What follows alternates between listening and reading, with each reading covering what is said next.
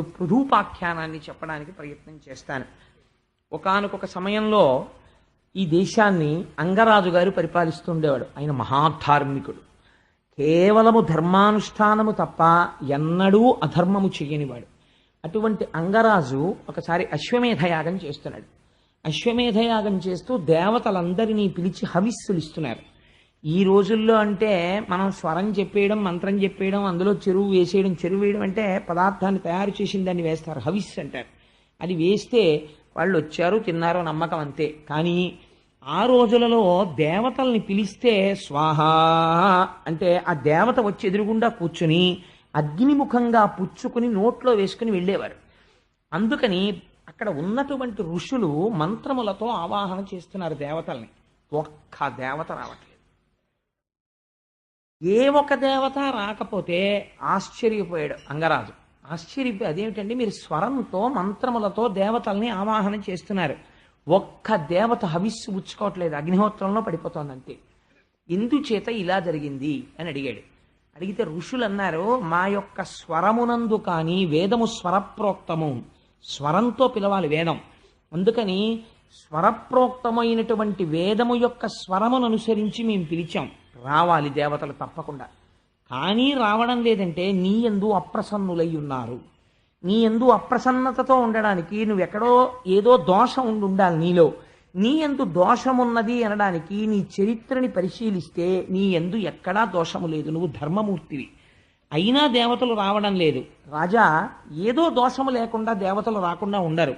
కాబట్టి ఏ దోషం ఉన్నది అని విచారణ చేస్తే అంగమహారాజు గారు అపత్య దోషంతో బాధపడుతున్నాడు. అంటే ఆయనకి సంతానం లేదు. అందుచేత యజ్ఞములో వారిచ్చిన హవిస్సులు తీసుకోవడానికి దేవతలు రాలేదు. కాబట్టి ఇప్పుడు నీకు ఉత్తర క్షణం సంతానం కలగాలి. నీవు చేసినటువంటి పాపములు గత జన్మలలోవి ప్రతిబంధకంగా ఉండడం వల్ల ఈ జన్మలో నీకు సంతానము కలగడం లేదు. ఇప్పుడు ఈ ప్రతిబంధకాన్ని తీసేయాలి. తీసేయాలంటే దానికి ఏమిటి నివారణోపాయం? ప్రపంచంలో మహానుభావుడైనటువంటి శ్రీమన్నారాయణుడు ప్రసన్నుడు కావాలి. అందుకని శ్రీమన్నారాయణుణ్ణి ప్రసన్నం చెయ్యడానికి మేము వేరే యాగం చేస్తాం. ఆ యాగము చేత శ్రీ మహావిష్ణువు తృప్తి పడితే నీకు సంతానము కలుగుతుంది అన్నారు. అంటే సరే యాగము చెయ్యమన్నాడు. ఆ యాగం చేశారు.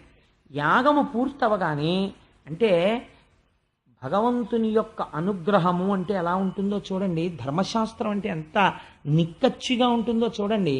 యాగము పూర్తవగానే అందులోంచి బంగారు వస్త్రములను ధరించి చిత్ర విచిత్రములైన మాలలు వేసుకుని చేతిలో బంగారు కలశములు పట్టుకుని ఒక పురుషుడు యజ్ఞగుండంలోంచి ఆవిర్భవించాడు.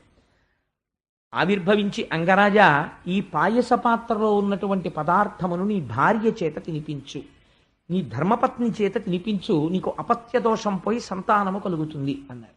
అంటే ప్రసాదమును తీసుకోండి అని అంటారు. అందుకే కారణం.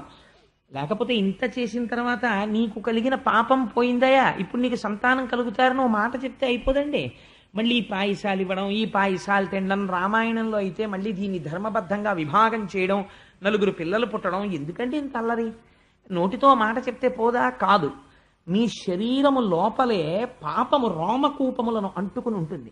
అందుకే వెంకటాచలపతి దగ్గరికి వెడితే తలనీలాలు ఎందుకు ఇస్తారంటే వేం కటతీతి ఇది వెంకటః, వెంట్రుకలను ఆశ్రయించి ఉన్నటువంటి పాపముల యొక్క ఖండనము జరుగుతుంది.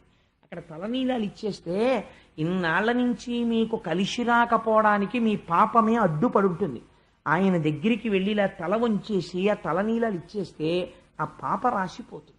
అది మనుష్య జీవితంలో గొప్ప అదృష్టం. కలియుగంలో యజ్ఞాలు చెయ్యలేరు, యాగాలు చెయ్యలేరని వెంట్రుకలు పుచ్చుకుని ఇంత ఫలితం ఇస్తానని స్వామి శ్వేతవరాహ కల్పంలో వెంకటాద్రి మీద కూర్చున్నాడు. అందుచేత ఈ పాపరాశి ధ్వంసము కావడానికి ఈశ్వరానుగ్రహం లోపలికి చేరుతుంది. ఈశ్వరానుగ్రహం చేరడమే ప్రసాదమును తినుట. అందుకే సత్యనారాయణ స్వామి వ్రతకథలో ప్రసాదం తీసుకోకపోతే ఆ తల్లి కూతుళ్ళు పడవలు మునిగిపోతాయి. ప్రసాదం తీసుకోలేదు అంటే ఈశ్వరానుగ్రహమును తిరస్కరించుట. మాకక్కర్లేదు అనుగ్రహం. ఇలా ఎవరు మాట్లాడుతున్నారో వాళ్ళని ముందు పట్టి తెండు దూతలారా, ఈశ్వరానుగ్రహం అక్కర్లేదన్న వాళ్ళని ముందు పట్టుకొచ్చేసేయమని చెప్పాడు యమధర్మరాజు గారు. అందుచేత ఈశ్వరానుగ్రహమే పాయస పాత్రగా వచ్చినది. ఇప్పుడు ఈ పాయస పాత్రను ఎక్కడిచ్చాడు? మీరు చాలా జాగ్రత్తగా గమనించాలండి. అందుకే మన ధర్మశాస్త్రాలు ఎంత జాగ్రత్తగా మాట్లాడతాయో చూడండి. ఒక చిన్న దోషం ఎంత దూరం వెళ్ళిపోతుందో చూడండి వంశంలో. ఆయన చాలా మంచివాడు, కానీ ఆయన జీవితంలో చేసిన పొరపాటు ఒక్కటే. ఏమిటా పొరపాటు అంటే లవ్ మ్యారేజ్. యుక్తాయుక్త విచక్షణ మరిచి, నాకు ఎన్నో కుటుంబాలు తెలుసండి, వేదిక మీద చెప్పడం ఎందుకని నేను చెప్పను, కానీ ముందు చాలా marry in Heist and repent at leisure అని ఇంగ్లీష్లో ఓ ప్రొవెర్బ్. తొందరపడి పెళ్లి చేసుకో, జీవితాంతం విచారించు. కావలసింది బాహ్యమునందు మెరుపు కాదు, ఆంతరమునందు మెరుపు చూడాలి వివాహం చేసేటప్పుడు. లేకపోతే జీవితాలు ముళ్ళబాటలైపోతాయి. మీరు కర్దమ ప్రజాపతి దేవహూతి సంసారం చూశారు, ఇద్దరు ఎలా తరించారు. ఇక్కడ చూడండి, ఒక చిన్న పొరపాటు ఒకటి జరిగింది. ఇది అంగమహారాజుని ఎలా కట్టి కుడుపుతుందో చూడండి. తన ప్రయత్నంతో కొన్ని సవరించగలడు, కొన్నింటిని సవరించలేడు పురుషుడు. ఏది సవరించుకోలేడు? తొందరపడి బాహ్యమునందు కనపడినటువంటి అందాన్ని చూసరి శాశ్వతం అనుకుని ఇంటికి తెచ్చుకుంటే సంస్కార రహితమైతే నాశనం అయిపోతాడు పురుషుడు. ఎంత ప్రమాదకరంగా ఉంటుందో. అందుకే మన శాస్త్రాలు అలా మాట్లాడే. ఎప్పుడు మన శాస్త్రాలు పక్కకెళ్ళిపోయి దిక్కుమాలిన డైలాగులు రాసేవాళ్ళు, ఆడపిల్ల కనపడితే ప్రేమించేసి పెళ్లి చేసుకోవడమే సినిమాకి ముగింపైపోయిన రోజులు వచ్చేసాయో ఆనాడే మన జాతి భ్రష్టు పట్టింది. చూడండి, ఇంత గొప్ప పాయస పాత్ర వస్తే కమలాక్షి పాయసము కౌతుకమొప్ప భుజించి భర్తృ సంగమమున చేసి తక్షణము గర్భము దాల్చి కుమారుగాంచే ఆ కొమరుడునంతా మాతృజనకుండగు మృత్యువు బోలి తానధర్మమున చరించుచుండే గుణమండన వేణుననంగ నిచ్చలు. ఎంత గొప్ప తీర్పు చెప్తున్నారో చూడండి వ్యాసుల వారు. 7 తరాలు అటు ఇటు చూడండి వంశంలో పిల్లనిచ్చే ముందు అంటారు. ఏది మాట్లాడుకోవాలంటే మీకు ఎంత ఉందండి, వీళ్ళకి ఎంత ఉందండి, వీళ్ళు మీకు బ్లాక్ ఎంత ఇస్తారు, వైట్ ఎంత ఇస్తారు, మీరు చచ్చిపోయాక ఏమొస్తుంది వీళ్ళకి ఇంకాను, ఇలాంటి దిక్కుమాలిన మాటలు కావు. ఈ తరాలలో మహాభక్తుడైన వాడు ఎవడైనా ఉన్నాడా? అసలు ఉంటే ఆ తేజస్సు, ఆ పోలిక తన కుమార్తె కడుపున మళ్ళీ పుట్టవచ్చు. అందుకని వంశం చూస్తారు, అటువైపు మహాభాగవతులైన వారు ఉన్నారా అన్నది చూస్తారు. అందుకే చూడండి ఎంత పొరపాటు జరిగిపోయిందో. తానైతే యాగం చేశాడు, అటువంటి ప్రజాపతి యొక్క అనుగ్రహాన్ని పొందాడు. పాయస పాత్ర వచ్చింది, భార్యకి తీసుకెళ్ళి ఇచ్చాడు. ఆవిడ పేరు సునీత. ఆవిడ చూడండి భర్తృ సంగమము చేతనే సంతానాన్ని పొందింది. తేజస్సు అంగరాజు యొక్క తేజస్సే, ధర్మబద్ధమైనటువంటి సంగమే. ఆ తేజస్సే ఆవిడ యందు చేరింది. కానీ ఇప్పుడు అది ప్రజోత్పత్తిని చేసింది. కారణమేమి? ఇన్నాళ్ళు ఎందుకు చేయలేకపోయింది అంటే ప్రజోత్పత్తిని చెయ్యడానికి వీలు లేనటువంటి స్థితి, పాపము ఇన్నాళ్ళు సంతానము కలగకుండా చేసింది. ఇప్పుడు ఆ విఘ్నం పోయింది. కాబట్టి ఇప్పుడు సంతానము కలగడానికి కావలసిన యోగ్యత సిద్ధించింది. కానీ క్షేత్రశుద్ధి జరగలేదు. క్షేత్రమునందు దోషం ఉంది. క్షేత్రమునందు దోషముండి విత్తనము గొప్పదైనా మొక్క మొలవదు, మొలిచిన కావలసినన్ని కాయలు పళ్ళు పండవు. ఊసర క్షేత్రమునందు పడిపోయింది అనుకోండి, విత్తనం పడిపోతే క్షేత్రము యొక్క లక్షణము కూడా చెట్టు ఎందు ప్రవేశిస్తుంది, చీడపీడలతో ఉంటుంది, సమృద్ధితో ఉండదు సస్యం. ఏమి జరిగింది? ఎంత నిర్దాక్షిణ్యంగా మాట్లాడుతుందో చూడండి భాగవతం. పెళ్లి నా ఇష్టం అన్న మాట ఎంత ప్రమాదమో, ఆ తర్వాత ఎంత ఏడుస్తాడో చూపిస్తాను. అంగరాజు చాలా ధార్మికుడే. ఏం జరిగింది? ఆయనకి వివాహము చేసినప్పుడు మృత్యువు యొక్క కుమార్తె అయిన సునీధనిచ్చి వివాహం చేశారు. సునీధ గొప్ప మంత్రశక్తి కలిగినటువంటి తల్లి. ఆవిడ యందు దోషం లేదు, కానీ ఒక దోషం వచ్చింది. ఎక్కడి నుంచి వచ్చింది? ఆవిడ తల్లి గారు, ఆవిడ యొక్క తండ్రి గారు మృత్యువు. అందుచేత ఒకరిని మృత్యు అనేటటువంటిది ఎవరికి సంతోషకారకం కాదు కదండి. అందుకే అసలు ఎవరు ఇంట్లో దక్షిణ దిక్కుకు తిరిగి నమస్కారం చేయరు. కారణం ఏంటంటే దక్షిణ దిక్కుకు తిరిగి చేసిన నమస్కారం యమధర్మరాజు గారికి చెందుతుంది. ఆయన గబుక్కుని రోజోడు తిరిగి నమస్కారాలు ఎట్టేస్తున్నారు అనుకోండి, మీరు పూజామూర్తులన్నీ ఈశ్వర విగ్రహాలన్నీ ఉత్తర దిక్కుగా పెట్టి మీరు దక్షిణ దిక్కుకి తిరిగి నమస్కారాలు చేయడం మొదలెట్టారు అనుకోండి, ఆయన బుచ్చుకోవడం మొదలెట్టాడు అనుకోండి, పాపం వీడు రోజు పెట్టేస్తున్నాడు రా మనకి దండాలు, వీడు తప్ప పెట్టేవాడు లేడు, సో నేను ప్రసన్నుడనవుతున్నాను, నేను చెయ్యగలిగిన విధి నీ పట్ల నేను చేసేస్తానన్నాడు అనుకోండి, ప్రమాదం వచ్చేస్తుందని వీడికి భయం. కానీ ఆయన అలా చేయడు పాపం. అలా ఈ టైంకే వస్తాడు ఆయన. వద్దన్నా రావద్దన్నా టైంకి వచ్చేవాడు ఆయన ఒక్కడే దిక్పాలకుల్లో. సూర్య భగవానుడు ఒకడు. అందుచేత అటువంటి మహాపురుషుడైనటువంటి యమధర్మరాజు గారు ఉన్న దిక్కుకి తిరిగి నమస్కారం చేయడమే మనకు భయం. కానీ అది హింసిస్తుంది. ఎందుకంటే ప్రతివాడికి భయం కదండి, భయకారకమై ఉంటుంది మృత్యువు. ఇప్పుడు తన భార్య తండ్రి గారి వైపు దోషం ఉంది, క్షేత్రము యొక్క బీజమునందు దోషం ఉంది, మృత్యువు యొక్క పుత్రిక. తత్కారణము చేత యాగమునందు ఉద్భవించినటువంటి ప్రజాపత్య పురుషుడిచ్చినటువంటి ప్రసాదము తిన్నప్పటికీ పుట్టినటువంటి కుమారుడు వ్యగ్ర స్వభావము కలిగిన వాడు జన్మించాడు. వాడికి వేణుడు అని పేరు ఇచ్చారు. కాబట్టి వాడు ఏం చేసేవాడు? ఇది భాగవతంలో నీ జీవితాన్ని సంస్కరించుకోవడం నేర్చుకోవడం మొదలుపెట్టు. అన్నిటికన్నా చాలా జీవితంలో గొప్ప విషయం ఏదో తెలుసా అండి? వివాహమే. ఎందుకో తెలుసా? వివాహం అనే సంస్కారం మనిషిని ఎటువైపుకైనా తిప్పేస్తుంది. ఒక్కొక్కసారి మహాభక్తుడైనటువంటి వాళ్ళ కుటుంబంలో పుట్టినవాడు ఉంటాడు. నేను వేదిక మీద చెప్పవచ్చో చెప్పకూడదో నాకు తెలియదు, కానీ ఒక ఉదాహరణ చెప్తాను, పేర్లు చెప్పకుండా. నాకు తెలిసి చాలా ధార్మికమై చాలా భగవంతుని పట్ల నిష్ఠ కలిగినటువంటి ఒక కుటుంబంలో ఒకే ఒక కొడుకు ఉండేవాడు. అతను చాలా మంచివాడు. అతనికి వెతికి వెతికి వెతికి వెతికి వెతికి 175 పెళ్లి చూపులు చూసి ఒక అమ్మాయిని తెచ్చి పెళ్లి చేశారు. ఇంత సౌందర్య రాశి లేదు, ఇంత గొప్పది లేదని. వివాహం అయిపోయిన వారం రోజులకి ఆ అమ్మాయి భర్తతో ఏమందో తెలుసా అండి?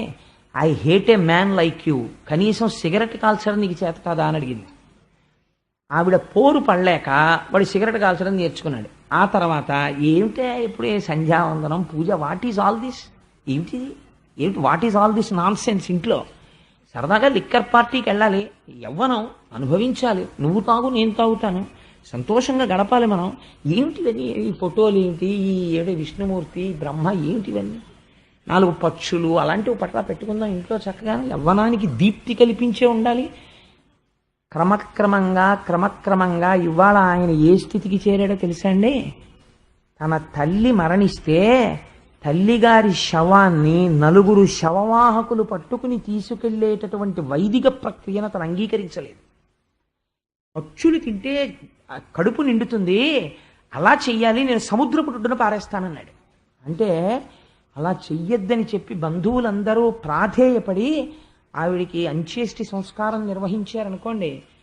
ఎంతమంది ఏమన్నా ఇవాళ తను మాత్రం ఆ స్థాయిలోనే ఉన్నాడు. ఎందువలన? ఒకవేళ నేను చెప్పిన వృత్తాంతమును తెలుసున్న వాళ్ళు ఎవరైనా ఉంటే ఈ సభలో, వాళ్ళ కుటుంబము వద్ద ప్రస్తావన చేయకండి, బాధపడతారు.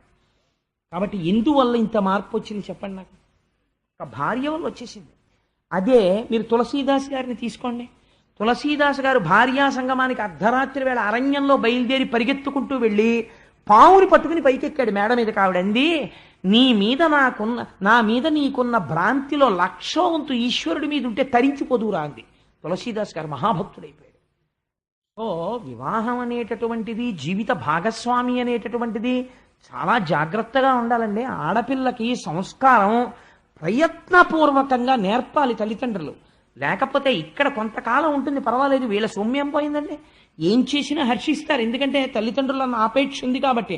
ఆ ప్రేమ చేత నువ్వు ఊరుకుంటావు, నాశనం చేసేస్తుంది ఇంకో వంశం దగ్గరికి వెళ్ళి. అక్కడికి వెళితే ఏం చేయడం వచ్చు? వంట పేడాబోయేది రాకపోతే ఒక మహాత్ముడు వస్తే ఏం మాట్లాడాలో తెలియదు, ఎలా పెట్టాలో తెలియదు. ఒక మహాత్ముడి ఇంటికి దేవతార్చనకు వస్తే ఆయన చేతిలో పరిశేచనం చేయడానికి నీళ్లు ఎన్ని మాటలు పొయ్యాలో తెలియదు, తనకు మడిబట్ట కట్టుకోవడం అంటే ఏమిటో తెలియదు. మాఘపాదివారం వస్తే సూర్యనారాయణమూర్తికి ప్రసాదం ఎలా పొంగించిందో తెలియదు. అందుకే కూతురు చెడుగైన మాత తప్పు, తల్లిదే తప్పు అంతే. తల్లి దగ్గర పెట్టుకుని నేర్పి తీరవలసిందే సంస్కారాన్ని.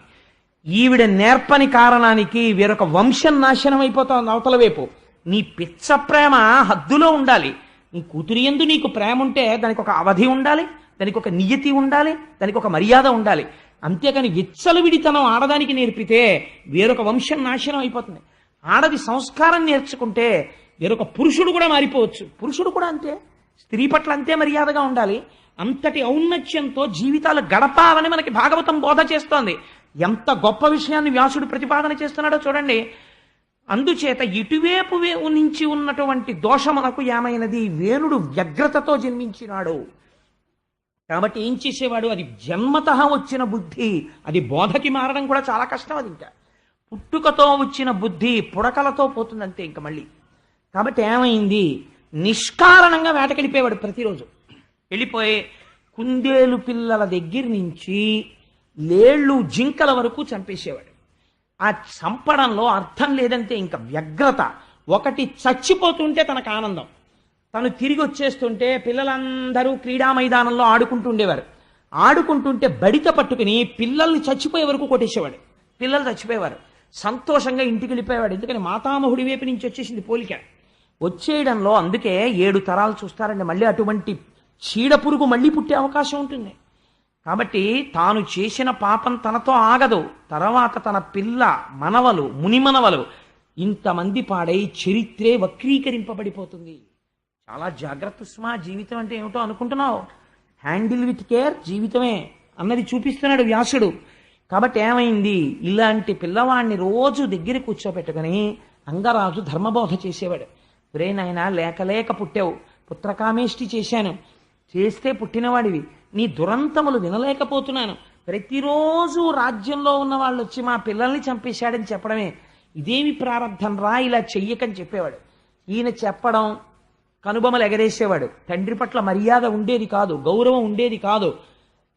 మళ్ళీ తెల్లవారి లేవడం, మళ్ళీ పాపకృత్యాలు చేయడం. ఒకరోజు రాత్రి తండ్రి ప్రాణం విసిగిపోయింది. వైరాగ్యం కమ్స్ లైక్ ఫ్లడ్ అంటే ఇదే. ఒకరోజు భార్య కొడుకు నిద్రపోతున్నారు. అంగరాజు గారు మాత్రం నిద్ర పట్టక ఒక కుర్చీలో కూర్చున్నాడు. ఆయన అనుకున్నాడు, నా జీవితానికి ఏమి సార్థకత, ఒకటి నా కొడుకు సత్ప్రవర్తన కలిగిన వాడై నా తర్వాత సింహాసనాన్ని అధిష్ఠించి రాజ్యపాలనము చేసి చక్కగా నాకు పేరు తెచ్చి నా శరీరము పడిపోయిన తర్వాత గయలో శ్రాద్ధం పెట్టాలి. అలా వాడన్నా నన్ను ఉద్ధరించాలి. కొడుకుండాలని అందుకు కోరుకుంటారు. దిక్కుమాలిన కొడుకు ఉంటే అంత, ఊడిపోతే అంత, అలాంటి కొడుకు లేకపోతే నష్టమేం లేదు. కాబట్టి ఈ కొడుకు వల్ల నాకు ఒక గొప్ప ప్రయోజనం కనపడుతోంది. ఏమిటా ప్రయోజనం, ఎప్పుడో నాకు వైరాగ్యం వస్తుందో రాదో, ఈ భోగాలతో ఇలా మగ్నత పొందుతానో, కానీ వీడు ఈశ్వరుల్లాగా ఇంత దుష్టుడు పుట్టి నాకు, అంటే ఈశ్వరుల్లా అంటే నేను దుష్టుడిని సామ్యం చెప్పానని కాదు, వైరాగ్యం ఇవ్వడంలో, వీడు నా మాట వినడు, నాకు అప్రతిష్ఠ వచ్చేస్తోంది అన్న బెంగతో, ఇలాంటి కొడుకు ఉన్న చోట నాకింత రాజ్యం ఉంటే ఎంత, సింహాసనం ఉంటే ఎంత, రోజు వీడికి చెప్పుకునే కన్నా ఎక్కడికో పోయి ఈశ్వరారాధన చేసుకుని మట్టిలో కలిసిపోతే మంచిది. కాబట్టి ఇంకా నేను ఈ కొడుకు, నా కొడుకు, వీడిని చంపలేను. ఎందుచేత అంటే ఉన్నదొక్క నలుసు, వీణ్ణి రేపొద్దున్న రాజుని చేయలేను, యవరాజ్య పట్టాభిషేకం చేసి వానప్రస్థానికి వెళ్ళలేను, ప్రజలకి తీసుకొచ్చి ఒక బందిపోటు దొంగను అప్పచెప్పినట్టు అయిపోతుంది. అందుకని వీడికి యవరాజ్యం ఇవ్వలేను, ఇవ్వకుండా ఉందామంటే కుదరదు. ఇంత చిత్తక్షోభ పడే కన్నా మనము విరాగులమై అరణ్యమునకు వెళ్ళిపోదాం అని చెప్పి ఒక రాత్రి వేళ అన్ని భోగములు కలిగినటువంటి అంతఃపురాన్ని, తన భార్యని, తన బిడ్డని విడిచిపెట్టి గురువులకు కూడా చెప్పకుండా తానొక్కడే కాలినడకన నడిచి అరణ్యంలోకి వెళ్ళిపోయాడు. ఇప్పుడు చెప్పండి, దుర్మార్గుడైన కొడుకు జన్మిస్తే ఎంత సన్మార్గుడైన తండ్రి అయినా ఎంత బాధపడ్డాడో ఆలోచించండి. అది అంగరాజు యొక్క పొరపాట, ఎంత మాత్రమూ కాదు. కానీ ధార్మికుడు శిక్షింపబడినాడు. దేని వలన? క్షేత్రము యొక్క జనన కారణమైన బీజమునందున్న దోషము చేత తాను శిక్షింపబడ్డాడు. ఎలా ఉంటాయో చూడండి వివాహాలంటే. ఆయన అడవికి వెళ్ళిపోతే మర్నాడు పొద్దున్న అంతఃపురంలో రాజు కనపడలేదు. కనపడకపోతే అక్కడ ఉన్నటువంటి గురువులు చూశారు, ఋషులు చూశారు, మహర్షులు చూశారు. అరెరే, కనపట్టలేదు రాజు, రాజు లేకపోతే రాజ్యం క్షోభిస్తుంది, కాబట్టి మనం ఉత్తర క్షణం రాజుని తీసుకురావాలని చెప్పి అరణ్యాలలోకి వెళ్ళి వెతికారు. ఎక్కడ వెతికినా రాజు కనపడలేదు. తిరిగి వచ్చేశారు. వచ్చేసి ఇప్పుడు ఉన్నవాడెవరు? ఉత్తరాధికారి రాజకుమారుడు వేణుడే కనుక ఏమో చూద్దాం, ఈశ్వరుడి అనుగ్రహం, మనమెందుకు ఆయన కొడుకు రాజు కాకుండా మనం అడ్డుపడాలి?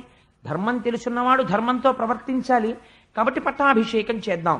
మార్పు రాకపోతే అప్పుడు మనం చూద్దాం ఈయన విషయం అని చెప్పి ఆయన తల్లిగారైనటువంటి సునీధతో మాట్లాడి ఈ వేణుడికి పట్టాభిషేకం చేశారు. వేణుడికి పట్టాభిషేకము చేసిన తర్వాత ప్రజల యొక్క పరిస్థితి ఎట్లున్నది అనడానికి పోతన గారు ఒక గొప్ప ఉదాహరణ చెప్పారు. ఒక కర్ర యొక్క కన్నములలో చాలా కాలము నుంచి చీమలు ఆవాసం చేస్తున్నాయి అనుకోండి. ఆ కర్రకి అకస్మాత్తుగా రెండు వైపులా అగ్నిహోత్రం అంటుకుంది అనుకోండి. ఇప్పుడు ఈ చీమలు ఎటువైపు నుంచి పారిపోతాయి? అలా వేణుడు రాజైన తర్వాత ఇటు రాజు వైపు నుంచి బాధ, అటు క్రూరుల వైపు నుంచి బాధ. వీడికి స్నేహితులు వాళ్లే. అందుకని ఇద్దరూ కలిపి ప్రజల్ని నలిపేస్తున్నారు. ఎక్కడ లేని బాధ పడిపోతున్నారు. యజ్ఞయాగాది క్రతువులు లేవు. ఎవరైనా ఎక్కడైనా యజ్ఞం చేసినా యాగం చేసినా వెంటనే వాళ్ళని శిక్ష వేసేవాడే. మీకెవరు రా ఈశ్వరుడు? రాజు ఈశ్వరుడు. కాబట్టి మీరు యజ్ఞం చేస్తే ఎవరి పేరు మీద చెయ్యాలి? నాకు చెయ్యాలి యజ్ఞం. యాగం చేస్తే నాకు చెయ్యాలి. పూజ చేస్తే ఈశ్వర ప్రతిమలు అవి ఏం పనికిరావు. అందరూ కూడా వేణుని యొక్క చిత్రపటాలని ఇంట్లో పెట్టుకోవాలి. ఆయనకే ఆరాధన చెయ్యాలి. ఇదొక వెర్రి. అందుకని చెప్పి నాకే పూజలు చెయ్యండి అని తనకే ఒక పూజా విధానం నిర్మించేసుకుని ఉంటుంటాడు. ఇటువంటి బోధ మొదలుపెట్టాడు. ఎక్కడా యజ్ఞయాగాది క్రతువులు లేవు. యజ్ఞయాగాది క్రతువులు లేకపోతే ఏమవుతుంది? మీరు ఆలోచించండి. మీరైనా ఒకటి ఆలోచించండి. నేను ఓ ఉద్యోగం చేస్తున్నాను. ఓ ఉద్యోగం చేస్తే నాకు 12 నెలలు అయ్యేటప్పటికీ సంవత్సరంలో ఏదో కొంత జీతం వస్తుంది.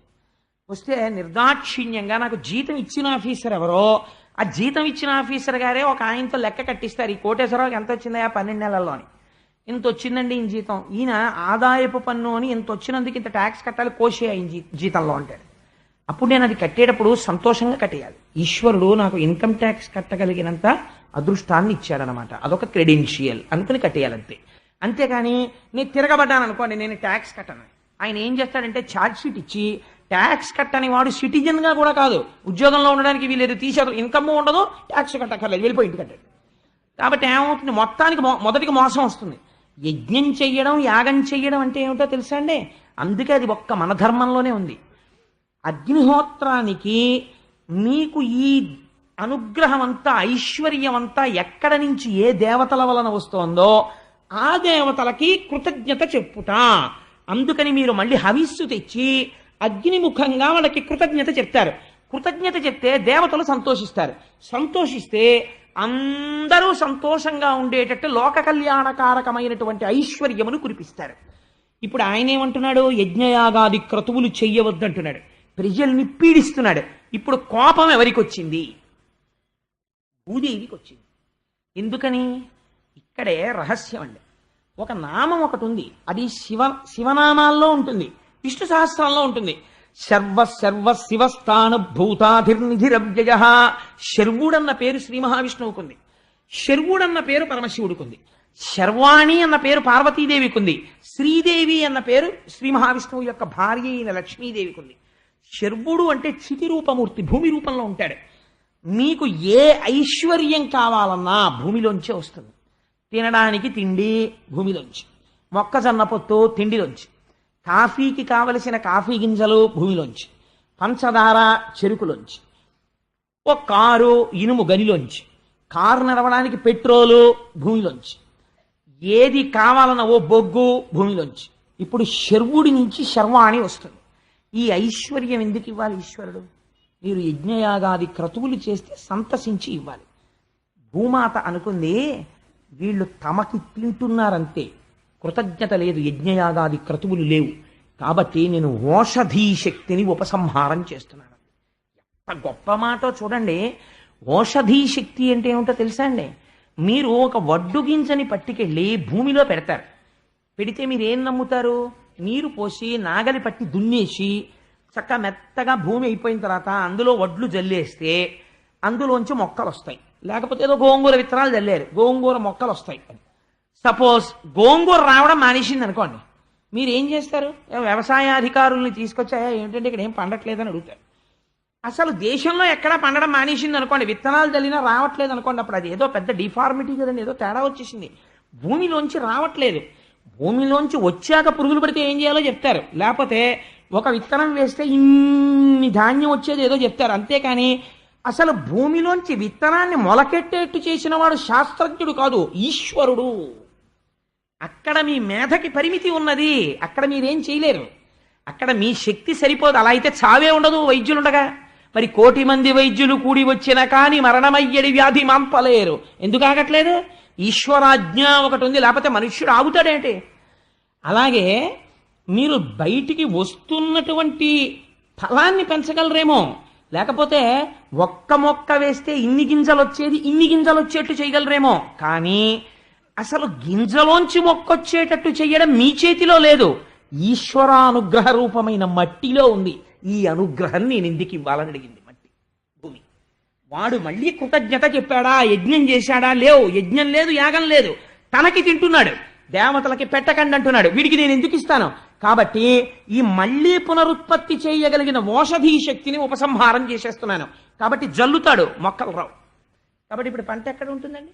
లేదు. ఉన్నది ఏం చేస్తాడు? తినేస్తాడు. తినేసిన తర్వాత ఏమవుతుంది? ఆకలి చావులు మొదలైపోతాయి. ఉన్నవెన్నాళ్ళు సరిపోతాయి? ఓషధీ శక్తి భూమికి ఉంటేనే బతుకుతారు. ఇది కారణం. పృథివిని చూస్తే కంచి వెళ్ళి పృథివీలింగానికి అభిషేకం భారతీయులు ఎందుకు చేశారంటే, చేతకాని వాళ్ళై పాలు పట్టుకెళ్ళి, పెరుగు పట్టుకెళ్ళి, నెయ్యి పట్టుకెళ్ళి శివలింగాల మీద పోయి లేదు, పృథివీ యొక్క శక్తికి నమస్కారం చేశారు. చేసి ఇది ఈశ్వర శక్తి అని వాళ్ళు నమస్కరించారు. అలా దర్శించినది మన ఋషులొక్కరే. అందుచేతనే యజ్ఞయాగాది క్రతువులు వచ్చాయి. ఈ క్రతువులాగితే భూమికి కోపం వచ్చి ఓషధీ శక్తిని ఉపసంహారం చేసింది.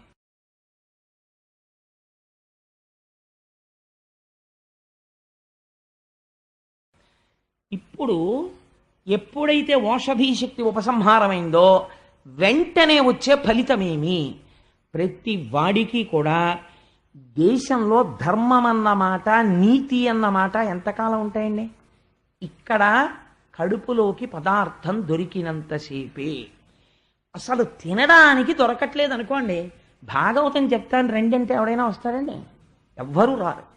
ఏమవుతుందంటే, వాడి ఇంట్లో అన్నం ఉందిట, బస్తాడు బియ్యం ఉన్నాయిట, మనం 1,000,000 మందిని చచ్చిపోతున్నాం అని తెలిసింది అనుకోండి, 1,000,000 మంది వెళ్ళి వాడిని చంపేసి బస్తా బియ్యం తెచ్చుకుని ఇందులో బలవంతులు మిగులుతారు, బలహీనులు చచ్చిపోతారు, పీక్కు తినేస్తారు. రాలేదండి? ప్రపంచంలో ఎన్ని దేశాల్లోనో ఇలాంటి పరిస్థితులు వచ్చాయి. ఆఖరికి తిన్నటువంటి ఎంగిలి విస్తరాకుని విసిరితే దానికోసం కుక్కలు కొట్టుకున్న రోజులు వచ్చాయి. ఎందువల్ల? దేవతల యొక్క ఆగ్రహము వలన. కాబట్టి ఏమైంది? దేశంలో ఎక్కడ చూసినా అసాంఘిక శక్తులు ప్రబలిపోయాయి. విశేషమైనటువంటి నేరముల సంఖ్య పెరిగిపోయింది, దొంగతనాలు పెరిగిపోయాయి. ఇవి చూశారు. చూసి ఋషులు సరస్వతీ నదీ తీరంలో సమావేశమయ్యారు. దీనికి కారణమేమి? యజ్ఞయాగాది క్రతువులు జరగకుండా రాజు చేస్తున్నాడు. ఏ రాజు యజ్ఞం చెయ్యాలో ఆ రాజే యజ్ఞం మానేశాడు. ఏ రాజు యజ్ఞయాగాదులు చేయించాలో ఆ రాజే యజ్ఞయాగాదులను మాన్పించేస్తున్నాడు. కాబట్టి ఏం చెయ్యాలి ఆలోచించారు. ఆలోచించి మనం మన తపశ్శక్తి చేత రాజుని చంపేయగలం. కానీ మనం రాజుని చంపేసి ఏం చేస్తాం? రాజుని మార్చే ప్రయత్నం చెయ్యాలి. బీజదోషం ఎంత దారుణంగా ఉంటుందో చూడండి. కాబట్టి మహర్షులం అందరం వెళ్ళి వేణుడితో ఒక మాట చెప్దాం, అయ్యా నువ్వు ఇలా చేయకూడదు అని చెప్దాం. మారిపోతే సంతోషం, మారకపోతే ఇంకా రాజు ఉండకూడదు. కాబట్టి మన యొక్క తపశ్శక్తి చేత వాడిని సంహారం చేసేద్దాం అనుకుని బయలుదేరారు. వెళ్ళి వాళ్ళలా వ్యగ్రతతో మాట్లాడలేదు. వాళ్ళు రాజుకి ఆశీర్వచనం చేసి ఒక మాట చెప్పారు, అయ్యా రాజా, యజ్ఞయాగాదులు నువ్వు చేసి ఈ భూమిని రక్షించాలి, శ్రీ మహావిష్ణువు యొక్క అనుగ్రహాన్ని పొందాలి. నువ్వు చెయ్యడం లేదు. ఇది ఏమవుతుందో తెలుసా? ఏదో ఒకనాడు ఊదగా ఊదగా ఊదగా ఊదగా బుడగ పెరుగుతున్నట్టు కనపడుతుంది. పక్కన ఈశ్వరాలంబనము యొక్క ఆధారము లేనటువంటి ఐశ్వర్యము పెరిగిన బుడగ పెరిగి పెరిగి పేలిపోయినట్టు ఒక్కసారి మధ్యపతనం అయిపోతుంది. ఈ రాజ్యము కూడా నశించిపోతుంది. ఆ రోజు రానివ్వకయా యజ్ఞయాగాది క్రతువులను ప్రారంభం చేయి, ఈశ్వరుని యందు బుద్ధి మరల్చుకో అని చెప్పారు. చెప్తే ఆయన ఎంత దారుణమైన మాట అన్నాడంటే, అసలు వీళ్ళందరూ ఎక్కడుంటారు అని అడిగాడు. సూర్యుడు కానీ, ఇంద్రుడు కానీ, చంద్రుడు కానీ, ధర్మము కానీ, అగ్ని కానీ, లేకపోయినట్టయితే యమధర్మరాజు కానీ, వరుణుడు కానీ, కుబేరుడు కానీ, దిక్పాలకులు కానీ రాజు యొక్క శరీరమును ఆవహించి ఉంటారు. నేను తలుచుకున్నానా సోముడనవుతాను, మీ పట్ల ప్రసన్నుడనవుతాను. నేను ఆగ్రహించానా మీ పట్ల యముడనవుతాను. అటువంటి నేను యజ్ఞయాగాదులు నాకు చెయ్యండి అంటే మీకు కోపం వచ్చిందా? వచ్చి విష్ణువుకి యజ్ఞం చేయమంటున్నారా కనపడని వాడికి? మీరు చెప్పే మాట ఎలా ఉందో తెలుసా? ఎనయగజార కామిని నిజేషుని మృచ్చిలి జార పూరుషుం తన పతిగాతలంచు గతి తద్దయు మూఢమనస్కులై అర్చిన నరపాల రూపమున ధరించిన ఈశ్వరునన్నిరుంగక అంజుని భజింపమీరిహ పరోన్నత సౌఖ్యములందరెన్నడు. మీరు ఋషులా, మీరు మునులా, మీరు ఎటువంటి వాళ్ళో తెలుసా?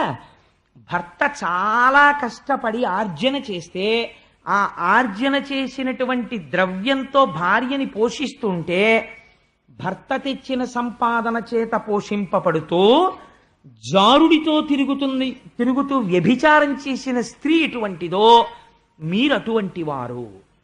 నేను రాజ్యం చేస్తుంటే నా రాజ్యంలో ఉండి తపస్సులు చేసుకుని సుఖంగా ఉంటూ మీకు విష్ణువుకి యజ్ఞయాగాదులు చేస్తారా? మీకు వ్యభిచారులకు తేడా ఎక్కడుంది? ఇంకొకసారి నోరెత్తితే మీ కుత్తుకలు ఎగిరిపోతాయన్నాడు. అంటే అప్పుడు ఋషులు అన్నారు, ఇహ వీడు మారడు, వీడికి బోధ అనవసరం, కాబట్టి ఇప్పుడు ఏం చెయ్యాలి? ఇంకొకడైతే వాడి కర్మానికి వాడిపోతాడు, కానీ వీడి వల్ల మొత్తం రాజ్యం పోతుంది ఇప్పుడు. కాబట్టి ఇప్పుడు ఇక వీడు ఉండడానికి వీల్లేదు, వీడు ఉండగా వేరొకడు రాజు కావడానికి ఉండదు, అందుకని వీడిని తీసేయాలి. కాబట్టి ఋషులందరూ హుంకారమును చేశారు. అంతే. అంటే ఒకసారి కోపమును తెచ్చుకుని అన్నారు, ఎంత మాట అని, అంతే చచ్చిపోయాడు. ఎందుకు వచ్చినటువంటి అల్లరి చెప్పండి? మహాత్ముల జోలికి చిట్ట చివరికి వెళ్ళి అహంకారం ప్రబలి ఏమవుతుందంటే ఇదిగో ఇదే అవుతుంది. నిర్దాక్షిణ్యంగా చెప్పేశాడండి వ్యాసుడు, ఇంత పుత్రకామేష్టికి పుట్టినవాడు ఋషుల హుంకారమునకు మరణించినాడు. కానీ ఒక గమ్మత్తు జరిగింది. సునీత ఆయన తల్లి గొప్ప మంత్రశక్తి కలిగినది. ఆవిడ దూరదృష్టితో ఆలోచించింది, రాజ్యానికి రాజు లేడు, ఈ వంశంలోంచి కదా రాజు రావాలి. ఇప్పుడు ఈ రాజు యొక్క శరీరాన్ని దహనం చేసేస్తే ఏం జరుగుతుందో అని తన మంత్రశక్తితో కుమారుడి శరీరాన్ని కాపాడింది. అందుకని ఆ శరీరానికి అంత్యేష్టి సంస్కారం చేయలేదు, అలా ఉంచేశారు వేణుడి యొక్క శరీరాన్ని. పైగా అసలు చెయ్యడానికి వంశమేది? ఆయనకి లేరు. ఆ కారణం చేత కూడా బహుశా అంటే దిక్కుమాలి పిల్లిని ఎవడోళ్ళు లాగేస్తారనుకోండి. నేను ఒకసారి ఒక అందమైన మాట విన్నాను, why do you fear about death? చాలామంది దేనికి భయపడతారంటే, అమ్మో చచ్చిపోయాక ఎలాగోనండి, ఎవడు తజ్జనం పెడతాడు, చచ్చిపోయిన తర్వాత తీసుకెళ్లేవాడెవడు, కాస్త పంచభూతాల్లో కలిపేసేవాడెవడు, చచ్చిపోయిన తర్వాత ఈ డ్యూటీ అసలు నీది కానే కాదు, ఎవ్వడూ చేయకపోతే మున్సిపాలిటీ ఉంది, అది కూడా చేయకపోతే ఒక్కొక్క ఉంది చేసేయడానికి, లేకపోతే పంచభూతాలు ఉన్నాయి, అసలు అది మన డ్యూటీ కానే కాదు, చచ్చిపోవడం కూడా మన డ్యూటీ కాదు, చచ్చిపోయిన తర్వాత నీ కర్తవ్యం ఏమీ లేదు, ఎలా జరగాలో అలా జరుగుతుంది, దాని గురించి ఇప్పటి నుంచి నువ్వు వేళ్ళు విరుచుకోవడం ఎందుకు, పూజ చేసుకోవడం మనిషి హాయిగాను. కాబట్టి ఆవిడ మంత్రశక్తి చేత శరీరాన్ని దాస్తే ఒక గమ్మత్తు జరిగింది. ఋషులు కొంతకాలం చూశారు, ఇప్పుడు నేరాల సంఖ్య ఇంకా పెరిగిపోతుంది, శిక్షించే రాజు లేడు, ఇప్పుడు ఇదో అల్లరి వచ్చింది. కాబట్టి ఋషులు అన్నారు, ఇప్పుడు మనం ఎలాగైనా సరే రాజుకి వంశాన్ని పెంచాలి. ఇప్పుడు ఎలా? రాజు మరణించి ఉన్నాడు, అయితే ఇప్పుడు మనం మళ్ళీ మన తపశ్శక్తితో రాజు శరీరంలోంచి తీసుకురావాలి సంతానాన్ని అని. తపశ్శక్తి ఉన్నవారు మూఢుణ్ణి మార్చలేకపోయారు, కానీ క్షేత్రము లేకుండా శరీరములోంచి శవంలోంచి సంతానాన్ని సృష్టిస్తున్నారు. మీరు ఆలోచించండి, చచ్చిపోయిన శవంలోంచి ఋషులు సంతానాన్ని కలిగింపజేశారు, కానీ వాళ్ళ వాక్కుకి వాడు మాత్రం మారలేదు. మౌఢ్యము ఎంత స్థాయిలో ఉంటుందో మీరు ఆలోచించండి, వాడు మారడంతే ఇంకా. కాబట్టి ఏమైంది, ఋషులు వెళ్ళి మొట్టమొదట ఆయన తొడ మీద మథనం చేశారు. మథనం అంటే నలపడం, మథనం చేశారు గట్టిగా చేస్తే అందులోంచి వాళ్ళ తపశ్శక్తితో ఆ మంత్రముల చేత ఆ మథనములోంచి ఆరని మందనం చేస్తే అగ్నిహోత్రం పుట్టినట్టు బిడ్డడు జన్మించాలి.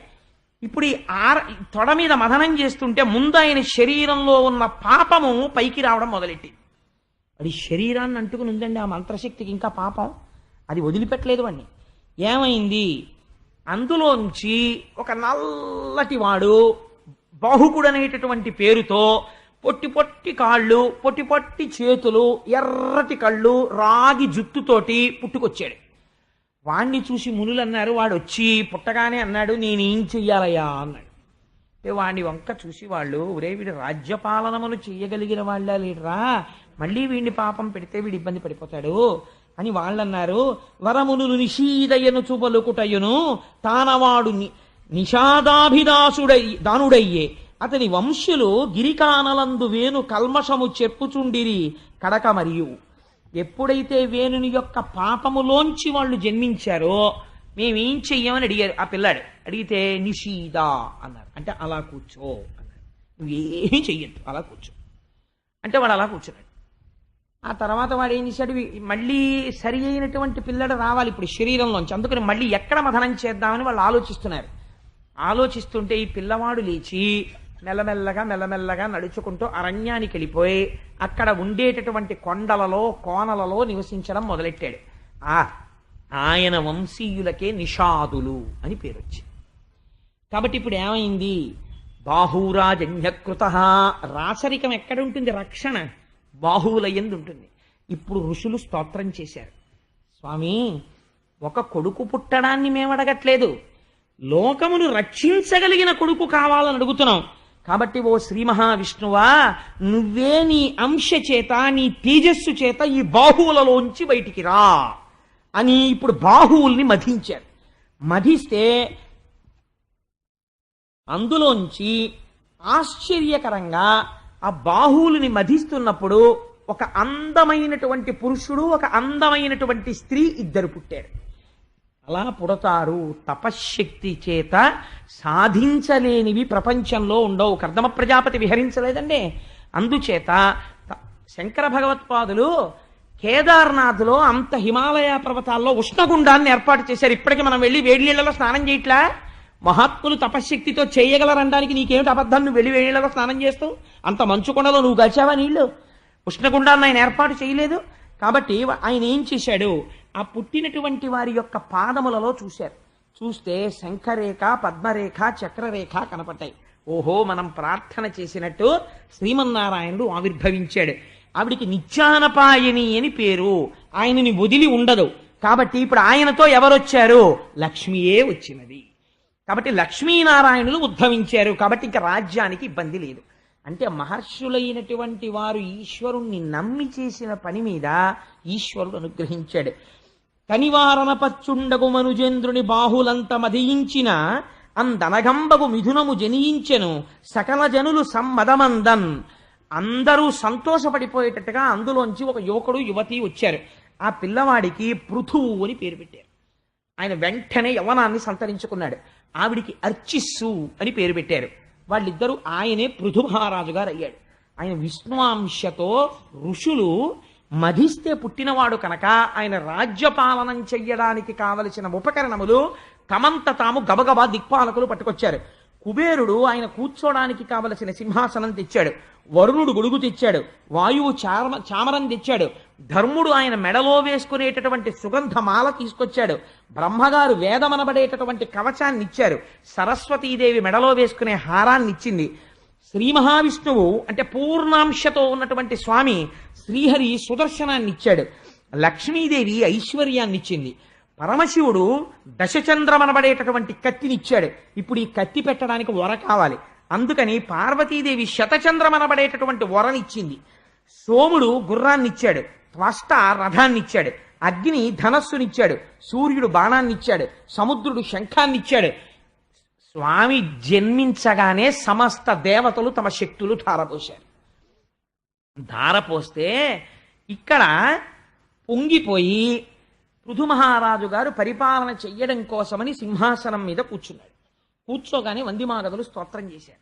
స్తోత్రం చేసి, అయ్యా నువ్వు అంతవాడివి, మహానుభావ, సాక్షాత్ విష్ణువాంశలో జన్మించిన వాడివి, నువ్వు ఈ లోకమును సుభిక్షంగా పరిపాలిస్తావు, నీ పాదముల యందు పద్మరేఖ హలరేఖ కనపడుతున్నాయి.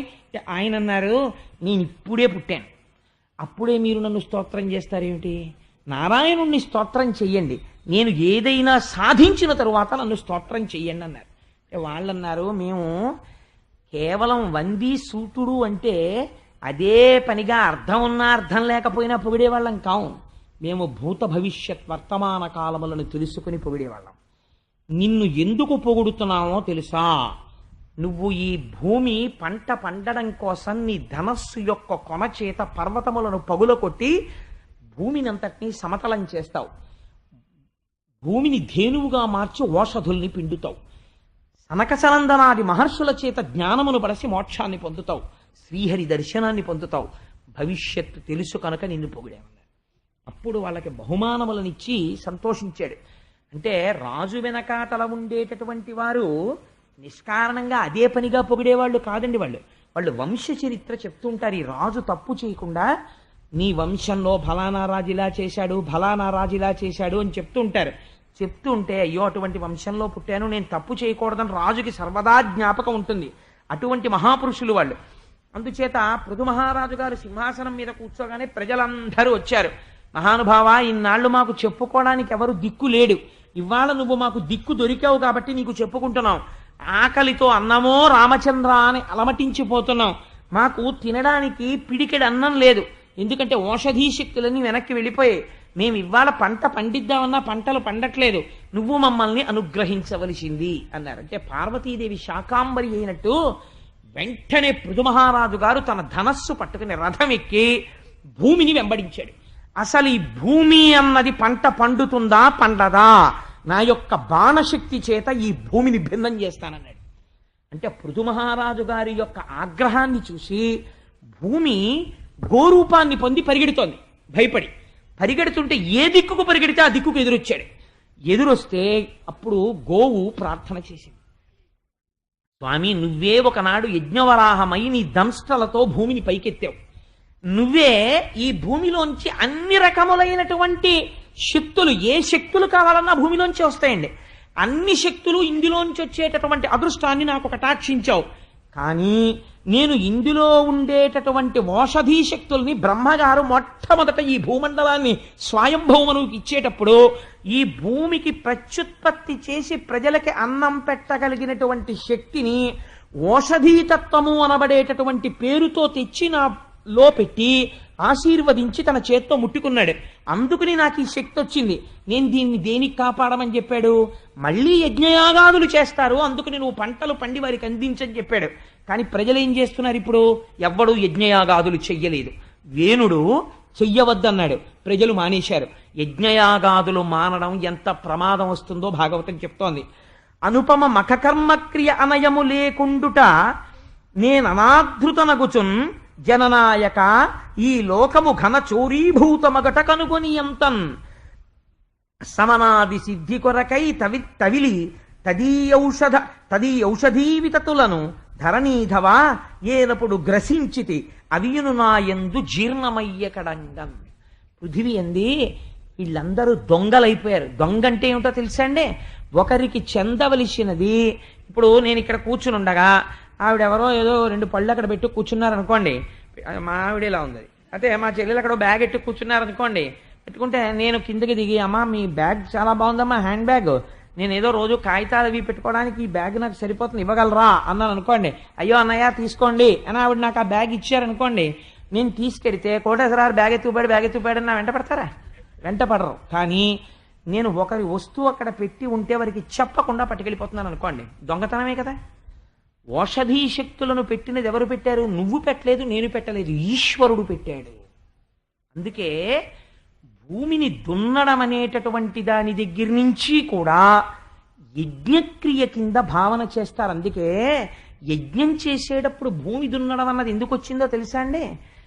ఈశ్వర శక్తి ఏ పృథివీయందు నిర్మాణమైందో ఆ శక్తియే ఈ యజ్ఞమునందు కూడా ఫలితం ఇవ్వాలి, యజ్ఞవేదిగా భూమి అనుగ్రహించి. అందుకుని దున్నుతారు భూమిని. అందుకని నాగలి పట్టి ప్రభు అయినా దున్నవలసిందే. జనక మహారాజు గారు దున్నాడు.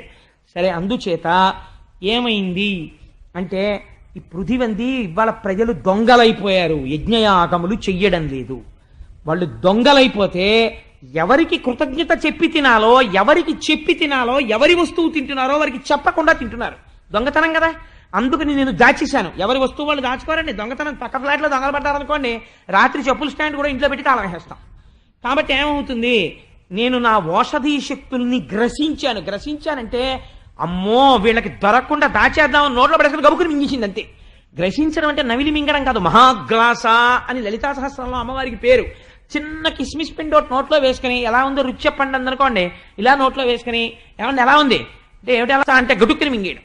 అందుకని ఆవిడేం చేసింది? ఈ దుర్మార్గులకి దొరకకూడదని గ్రసించేసాను, మింగేశాను. అదేమైంది? ఆ ఓషధీ శక్తి లోపలికి వెళ్ళి జీర్ణం అయిపోయింది, ఇప్పుడు లేదు. కానీ నాకో లక్షణం ఉంది, నేను గోరూపంలో తిరుగుతాను. కాబట్టి జీర్ణమైన శక్తి మళ్ళీ ఏ రూపంలో బయటికి వస్తుంది? పాల రూపంలో వస్తుంది. నేను పాల రూపంలో ఇప్పుడు మళ్ళీ ఈ శక్తులన్నీ మీకు ఇవ్వాలి. కానీ అలా ఇవ్వాలంటే ఆవు ఎప్పుడు ఇస్తుంది? ఆవు దగ్గరికి తీసుకెళ్లి ఆవు పొదుగు దగ్గర మీ ఫిక్స్డ్ డిపాజిట్ రిసీట్ ఎట్టారనుకోండి, ఓ ఆవా నాకు ₹1,00,00,000 ఉన్నాయే, ఎవరు చూడకుండా ఓసారి నీ పితుకులకి తగిలిస్తున్నాను, పాలు వదిలే అన్నారనుకోండి, కాలు ఎట్టి తంతుంది, ఈ ₹1,00,00,000 ఎవరికి కావాలి. లేకపోతే ఒక ఆవు దగ్గరికి వెళ్ళి మీ పీజీ సర్టిఫికెటో డాక్టరేటో తీసుకెళ్లి చూపించారనుకోండి, తినేస్తుంది. అందుకని తప్ప అది పాలు వదలదు. పాలు ఎప్పుడు వదులుతుంది? తనకి ప్రీతిపాత్రమైనటువంటి దూడ కనబడితే పాలు వదిలేస్తుంది. నేను నిన్న మా ఇంట్లో నిద్రపోతున్న మా ఆవిడ్ని కూడా లేపేశాను ఈ సంఘటనకి. నేను ఏదో పనిలో ఉన్నాను, అంబే అంబే అని ఒక ఆవు దూడ అరుస్తోంది. ఒక 4 మాటలు విన్నాను, 5 మాటలు విన్నాను, మనసు సంక్షుభితం అయిపోయింది. ఎందుకు అరుస్తోంది ఆవు దూడిలాగా? ఏదో కారణం ఉండాలే. పోనీ కనీసం 4-5 అరటిపళ్ళు పట్టుకెళ్ళి పెడదాం, ఏం ఆపద వచ్చిందో పాపం అని అరటిపళ్ళు పట్టుకుని అసలు ఈ ఆవు దూడ ఎటుంది చూద్దామని గ్రిల్లో నిలబడి చూస్తున్నాను. అది కనపడింది మా అపార్ట్మెంట్ కిందకి దిగుదాం అనుకున్నాను, తోగెత్తి పారిపోయి చిత్రం ఏంటంటే 4 రోడ్ల కూడల దగ్గరికి వెళ్ళడం, అంబా అరుస్తూ ఉండడం, చూస్తూ ఉండడం, మళ్ళీ పరిగెడుతూ ఉండడం. ఇది ఇలా అరుస్తుంటే ఎక్కడ చూసిందోనండి ఆవు, ఎక్కడ వినపడిందో అంబా అని అరుచుకుంటూ అదొచ్చింది. ఆ ఆవు రెస్పాండ్ అవ్వడంలో దీనిలో అంబా అని ఇదంటోంది, అది అంబా అంటే ఇక్కడున్నాను నేను. ఆ ధ్వని విని ఓహో ఈశ్వరా, సమస్త జీవుల యందు తల్లి బిడ్డల రూపంలో ఇంత ఆర్తిగా ఉన్నావా అమ్మా లలితాపరా భట్టారిక అని, ఉషే నీకు ఒక దివ్యమైన స్వరూపం చూపిస్తాను. లలితాపరా భట్టారిక సింహాసనస్థయ్యి దర్శనమిస్తోంది. రా లేచి చూడ, ఆవు కోసం దూడ పరిగెత్తడం, దూడ కోసం ఆవు పరిగెత్తడం. అలా సందులోకి పోయింది ఆ దూడ, అంబా అందంతే. అది అట్నుంచి పరిగెత్తుకొచ్చేసింది. వచ్చేస్తే ఇది రాగానే, అది దూడ పెద్దదండి, ఆవు పొదుగులోకి వెళ్ళిపోయి ఇలా ఇలా గుద్దేసి పాలు తాగేస్తుంటే ఈ ఆవు సంతోషంతో నాలుకెట్టి దాన్ని ఇలా ఇలా నాకేస్తోంది. నాకు ఆహాహా అమ్మా జగదంబా, నీ కారుణ్యం ఏమిటో ఒకసారి చూపించావా అమ్మా? రేపు పృథు మహారాజు వృత్తాంతం చెప్తావు కదరా, నీకోసారి చూపిద్దాము. దూడ కనబడితే వదలడం అంటే ఏమిటో, ఆవు పిచ్చాడా, లేకపోతే నువ్వేం చెప్పగలవు, రేపొద్దున్న గోవుగా విడిచిపెట్టడం అంటే ఏమిటో అని నాకు దర్శనం ఇస్తున్నావా అమ్మా అని సంతోషపడి నా భార్యని పిలిచి అంత దూరం వెళ్ళి ఆవుకి ఎలా పెట్టడమే అన్నాను. వెళ్ళిపోయే ఆవు దూడ పెట్టనే లేదనుకోండి, అలాగే టేబుల్ మీద ఉన్నాయి ఇవాళ పొద్దున్న కూడా. సరే, నేను ఇంతకీ ఈ మాట ఎందుకు చెప్పానంటే, దేనికి ఇస్తుందండి? దానికి ఎవరి పట్ల వాత్సల్యమో దానికి దూడ అని పేరు. ఇతపూర్వము ఈ భూమిని తల్లిలా ఆరాధించినటువంటి వాళ్ళు ఎవరున్నారో వాళ్ళొచ్చి ఏ కోరిక కోరితే ఇప్పుడు ఆ కోరికని భూమి వాళ్ళకి ఇచ్చేస్తుంది. అందుకే ఏ పని చేసినా భూమి పూజ చేసి మొదలెట్టారు తప్ప సైన్స్ అండ్ టెక్నాలజికల్ అడ్వాన్స్మెంట్ అన్న పేరుతో భూమి జోలికి వెళ్ళడం ఈ దేశానికి తెలియదు. ఆ పేరుతో మీరు భూమి దగ్గరికి వెళ్ళారనుకోండి, there can be a slip between cup and lip. ఈశ్వరుడు ఉపద్రవ రూపంలో వచ్చి తీసుకెళ్ళిపోతాడు. మళ్ళీ తీరా కోతకొచ్చినది నీటిలో కలిసిపోతుంది. ఎందువల్ల? పొడమి పట్ల నీకు ఆరాధనాభావము కన్నా నీ దిక్కుమాలిన మేధాశక్తితో నువ్వేదో చేయగలను అనుకున్నావు. ఏది ఇప్పుడు ఆపరా చూస్తానని ఒక పెద్ద తుఫాను వస్తుంది. ఏమిటి చేస్తాడు వీడు? ఏమీ చేయలేడు. పంట నష్టాన్ని తర్వాత అంచనా వేస్తాడంతే. కాబట్టి ఈ పిచ్చ పిచ్చ పనులు చేయకు, భాగవతం నేర్పుతోంది. ఎవరు భూమి పట్ల నమస్కారము చేసిన మహాపురుషులున్నారో వాళ్ళని చూస్తే భూమి పరవశించిపోతుంది. తల్లి అయి కాపాడుకుంటుంది. అందుకే లేవగానే భూమికి నమస్కారం చేసి లేవాలి పిల్లలు. తల్లిదండ్రులు ప్రయత్నపూర్వకంగా పిల్లలకు ఒక విషయం నేర్పుకోవాలండి. ఏ నక్షత్రంలో పిల్లలు పుట్టినా ప్రతి నక్షత్రానికి గండకాలం ఉంటుంది. గండకాలంలో పిల్లలకి ఎటువైపు నుంచైనా ఆపద రావచ్చు, మీరు చెప్పలేరు. పిల్లలు ఆటోలో పెడుతుండగా రావచ్చు, రిక్షాలో పెడుతుండగా రావచ్చు, సైకిల్ మీద పెడుతుండగా రావచ్చు, స్కూల్లో ఉండగా రావచ్చు. మీరు ఎలా రక్షిస్తారు? అమ్మ రక్షించాలి, గోవు. అందుకని పిల్లలకు ఒకటి నేర్పుకోవాలి తల్లిదండ్రులు. అమ్మా, నిద్ర లేవగానే కాలు పెట్టి దిగుతావు కదా, ఒక్కసారి భూమిని 2 చేతులతో కళ్ళకద్దుకుని సముద్రవసనే దేవీ పర్వత స్తనమండలే విష్ణుపత్ని నమస్తుభ్యం పాదాహతిం క్షమస్వమే. అమ్మ, నువ్వు మా అమ్మవమ్మా, కాలుతో తన్నాను, నాకు ఇంతకన్నా దిక్కు లేదు, అమ్మ నన్ను రక్షించు అని అడిగితే అమ్మగా రక్షణ చేస్తుంది తన దూడ చేసుకుని. కాబట్టి ఆవంది అది జీర్ణమైపోయి పాలైపోయాయి ఇప్పుడు నాలో. ఇప్పుడు నేను మళ్ళీ మీకు ఎన్ని రకాల శక్తులు కావాలో అన్నిటినీ వదిలిపెడతాను. నువ్వు అడుగుతున్నావు కాబట్టి, నువ్వు మహానుభావుడవు కనుక, నువ్వు రాజ్యక్షేమమును కోరిన వాడివి కనుక పృథు నీకోసం విడిచిపెడతాను. కానీ ఒక్క కండిషన్, నువ్వు భూమిపతివి. పృథు మహారాజు గారు వచ్చి దూడగా నించుంటానంటే కుదరదు. ఎందుకని? ఆయన భూమిపతి రాజు. అందుకని ఇప్పుడు దూడ రూపంలో ఎవరైనా రాగలరా? వచ్చి నిలబడితే అప్పుడు నేనేం చేస్తానో తెలుసా? నేను విడిచిపెడతాను, పాలగా మళ్ళీ ఔషధీ శక్తులను వదులుతాను. అప్పుడు మళ్ళీ పంటలు పండుతాయి. ఎవరిని తీసుకొస్తావు దూడగా అంటే ఆయన అన్నాడు, చాలా సంతోషం అమ్మా ఇప్పుడు నువ్వు చెప్పిన మాటకి, లేకపోతే నిన్ను నువ్వులు గింజలంత నరికవతల పారేసి నా శక్తితో, నా యోగ శక్తితో భూమిని నిలబెట్టాలనుకున్నాను. నువ్వు మళ్ళీ అనుగ్రహిస్తానన్నావు, తల్లి నీకు నమస్కారం. అందుకని నీకు దూడగా స్వయంభవ మనువుని తీసుకొస్తానన్నాడు. ఆయన భూమిని ఎంత గొప్పగా పరిపాలించినవాడో. స్వయంభవమనువు పేరు వినగానే ఆవిడంది, షాబాష్, ఆయన్ని దూడగా రమ్మనంది. స్వయంభవమునువు దూడగా వచ్చి ఆ శిరములను ఒక్కసారి కదిపాడు. భూమి యొక్క గోస్వరూపమైన శిరములను కదిపాడు. ఇప్పుడు ఎలా రావాలి మళ్ళీ ఆ ఔషధీ శక్తి భూమికి? మళ్ళీ ఒక్కసారి లోపల ప్రేమ కలిగి ఆ శిరములలోంచి పాలు కారిపోయి, ఇప్పుడు పితకగలిగిన వాడు ఉండాలి. ఇప్పుడు ఈ ఔషధీ శక్తిని ఎవరు పితకాలి? మనువును దూడజేసి గరిమన్ నిజపాండి తలంబులీల దోహనముగ చేసి అందు సకలౌషధులం పితికెన్ క్రమంబునంతనరగ తద్దిధంబునను తత్పృథువత్సలయైన భూమి ఎందనయము వారు వారును ప్రియంబగు కోర్కెలు పొందిరున్నతిన్. ఎవరు పితకడం కోసమని ఆవుని పిలిచాడో వాడే పితకాలి. అందుకని పృథు మహారాజు గారు వెళ్ళి దాని పొదుగు దగ్గర కూర్చున్నాడు. ఇప్పుడు ఈ ఔషధీ శక్తుల్ని తట్టుకోగలిగినటువంటి పాత్ర కావాలి. అటువంటి పాత్ర సృష్టిలో ఎక్కడుంటుంది? తన చేతిని పాత్రగా చేసి తన చేతితో పాలు పితికాడు. పితికి ఈ పాలు చల్లాడు. అంతే, వెంటనే పంటలు పండి అందరికీ ఆకళ్ళు తీరిపోయి భూమి సస్యశ్యామలమైంది. ఇప్పుడు ఆకలి ఎక్కువ, సస్యస్య పండేటటువంటి భూమి తక్కువ. భూమిని పెంచలేరు. భూమిని ఇబ్బంది పెట్టి భూమి కళ్ళల్లో కారాలు కొట్టి పండమని అడగలేదు. ఎలా అడిగాడో చూడండి. పృథువు తన ధనస్సుని చేతపట్టి ఉంచి ధనస్సు యొక్క చివరి భాగంతో కొన్ని పర్వతాలని పడగొట్టి సమానం చేశాడు భూమిని. చేస్తే కొన్ని వేల హెక్టార్లు భూమి మళ్ళీ వ్యవసాయ యోగ్యమైంది. దీని మీదకొచ్చి నీరు నిలబడింది. విశేషమైన పంటలు పండాయి. పృథివిలో ఉన్నటువంటి వాళ్ళందరూ చాలా సంతోషించారు. పృథు ప్రజలని రక్షించడానికి వ్యవసాయంలోను ఒక కొత్త ప్రయోగం చేసిన వాడివి కనుక, పంటల విషయంలో నా వాత్సల్యమును లోకమునకు చూపించి ఎగిరిపోయిన ఔషధీ శక్తులను మళ్ళీ ప్రభవింపచేసిన వాడివి కనుక, నువ్వు తండ్రివి, నేను కూతుర్ని, నీ పేరు నేను పెట్టుకుంటాను. నన్నింత వాత్సల్యంతో పేరు తెచ్చావు కనుక, నువ్వు నాకు పుడమికి భర్త వంటి వాడివైనా నీ వాత్సల్యమును కూతురుగా అనుభవించాను కనుక నేను పృథివీ అని పేరెట్టుకుంటానని భూమికి పృథు మహారాజు గారు పిండితే పృథివీ అన్న పేరు వచ్చింది. ఆ పేరు గుర్తు పెట్టుకుంటే మనకి నోటికి తినడానికి తిండి ఎక్కడ ఉందో గుర్తొస్తుంది. అందుకే జీవితంలో పృథు మహారాజు గురించి వినడం చాలా కష్టమయ్యా. వింటే కోరికలన్నీ తీరిపోతాయన్నారు. మళ్ళీ ఆ భూమి మీద కూర్చుని వింటుంటే కోరికలు రావండి. పృథువు గురించి వింటున్నారా పిల్లలందరూ అంటే భూమి పొంగిపోదు, అందులోంచి మీ కోరిక తీరే శక్తిని అమ్మ ప్రసరించదు, మీకు ప్రసరిస్తుంది. ఈయన ఎప్పుడైతే పిండుకున్నారో ఇంకా కోరికలు ఉన్న వాళ్ళు ఉన్నారు. వీళ్ళందరూ వచ్చారు, దేవతలందరూ పరిగెత్తుకొచ్చారు. ఇంద్రుణ్ణి దూడగా వదిలేరు. ఇంద్రుణ్ణి దూడగా వెళ్తే వాళ్ళకేం విడిచిపెట్టింది అమ్మ అంటే వీర్యము, ఓజము, ఋతము అనబడేటటువంటి మూడింటిని విడిచిపెట్టింది. వాటి పేర్లు వినండి చాలు, ఎందుకంటే వాటి గురించి ఇప్పుడు చెప్పాలంటే అది చాలా పెద్ద క్లాస్ అయిపోతుంది. అందుకని అదో పెద్ద ఉపన్యాసం. అందుకని సహనము లేదా వీర్యము, ఓజము, ఋతము, ఇదే సత్యం త్రత్తేన పరిశించామి.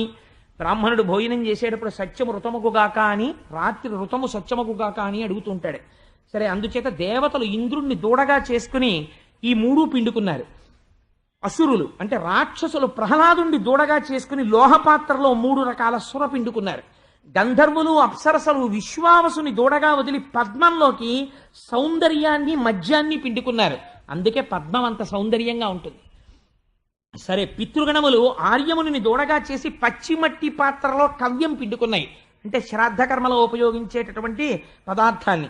ఆ తర్వాత సిద్ధులు కపిల మహర్షిని దూడగా చేసి ఆకాశం అనేటటువంటి పాత్రలోకి సిద్ధులు పిండుకున్నారు, అందుకే వాళ్ళు ఆకాశగమనం అవి చేయగలుగుతుంటారు. కింపురుషులు మయుణ్ణి దూడగా చేసి యోగం అనే పాత్రలోకి ధారణ అనే శక్తిని పిండుకున్నారు. యక్ష భూత పిశాచాది గణములు రుద్రుణ్ణి దూడగా చేసుకుని కపాలంలోకి రక్తాన్ని పిండుకున్నారు. పాములు తక్షకుణ్ణి దూడగా చేసుకుని తమ పుట్టలనబడేటటువంటి పాత్రలలోకి పురుగులు ఫలములు అనబడేటటువంటి వట్టి పిండుకున్నాయి. వృక్షాలు తమ పటలు, అంటే ఆ చెట్లకి పెద్ద పెద్ద పొరల్లా ఉంటాయి కదా, అటువంటి వాటిల్లోకి ఆ పట్టలలోకి రసాల్ని పిండుకున్నాయి. అందుకే చెట్లు ఇప్పటికీ మనకి అన్ని రకాల రుచులు చెట్టుల్లోంచే వస్తాయి. కుంకుడు చెట్టు, మామిడి చెట్టు పక్క పక్కన పెట్టినా కుంకుడుకాయ చేదుగానే ఉంటుంది, మామిడి పండు తీయగానే ఉంటుంది. ఆనాడు పిండుకున్నాయి పృథివీ అనబడే గోవులోంచి. ఆ శక్తే ఇప్పటికీ చెట్లకుంది, ఉండి మనకి రసపోషణం చేస్తున్నాయి. ఇలాగా పృథు మహారాజు గారు ఆనాడు ఎవ్వరూ చెయ్యనటువంటి విజయాన్ని సాధించి భూమండలాన్ని అద్భుతంగా పరిపాలన చేస్తున్నాడు. ఇత పూర్వం ఎన్నడూ ఎరగరు. అందరూ ఎక్కడ చూసినా పరమ సంతోషంతో ఆనందంగా జీవితాలు గడుపుతున్నారు. చొరభయం లేదు. ప్రభువు మంచి దండన శక్తితో ఉన్నాడు. ఇటువంటి స్థితిలో ఆయన 100 అశ్వమేధయాగములు చెయ్యాలి అని సంకల్పం చేశాడు. బ్రహ్మావర్తము అని స్వయంభవమును పరిపాలించినటువంటి ప్రాంతమునకు వెళ్ళి సరస్వతి, తృషద్వతి అనబడేటటువంటి రెండు నదుల మధ్య ప్రాంతంలో యజ్ఞశాల కట్టి 99 అశ్వమేధయాగములు చేశాడు. ఇక్కడే మీరు ఒక గొప్ప రహస్యాన్ని పట్టుకోవాలి.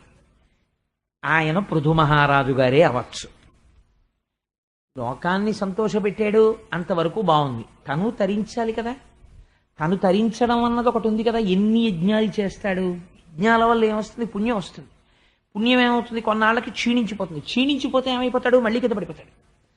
కాబట్టి ఇప్పుడు ఆయన సంస్కరింపబడాలి. ఈ యజ్ఞాలు ఎన్ని చేసేస్తావు? ఆ కర్మకి ఒక అంతం ఉండాలి.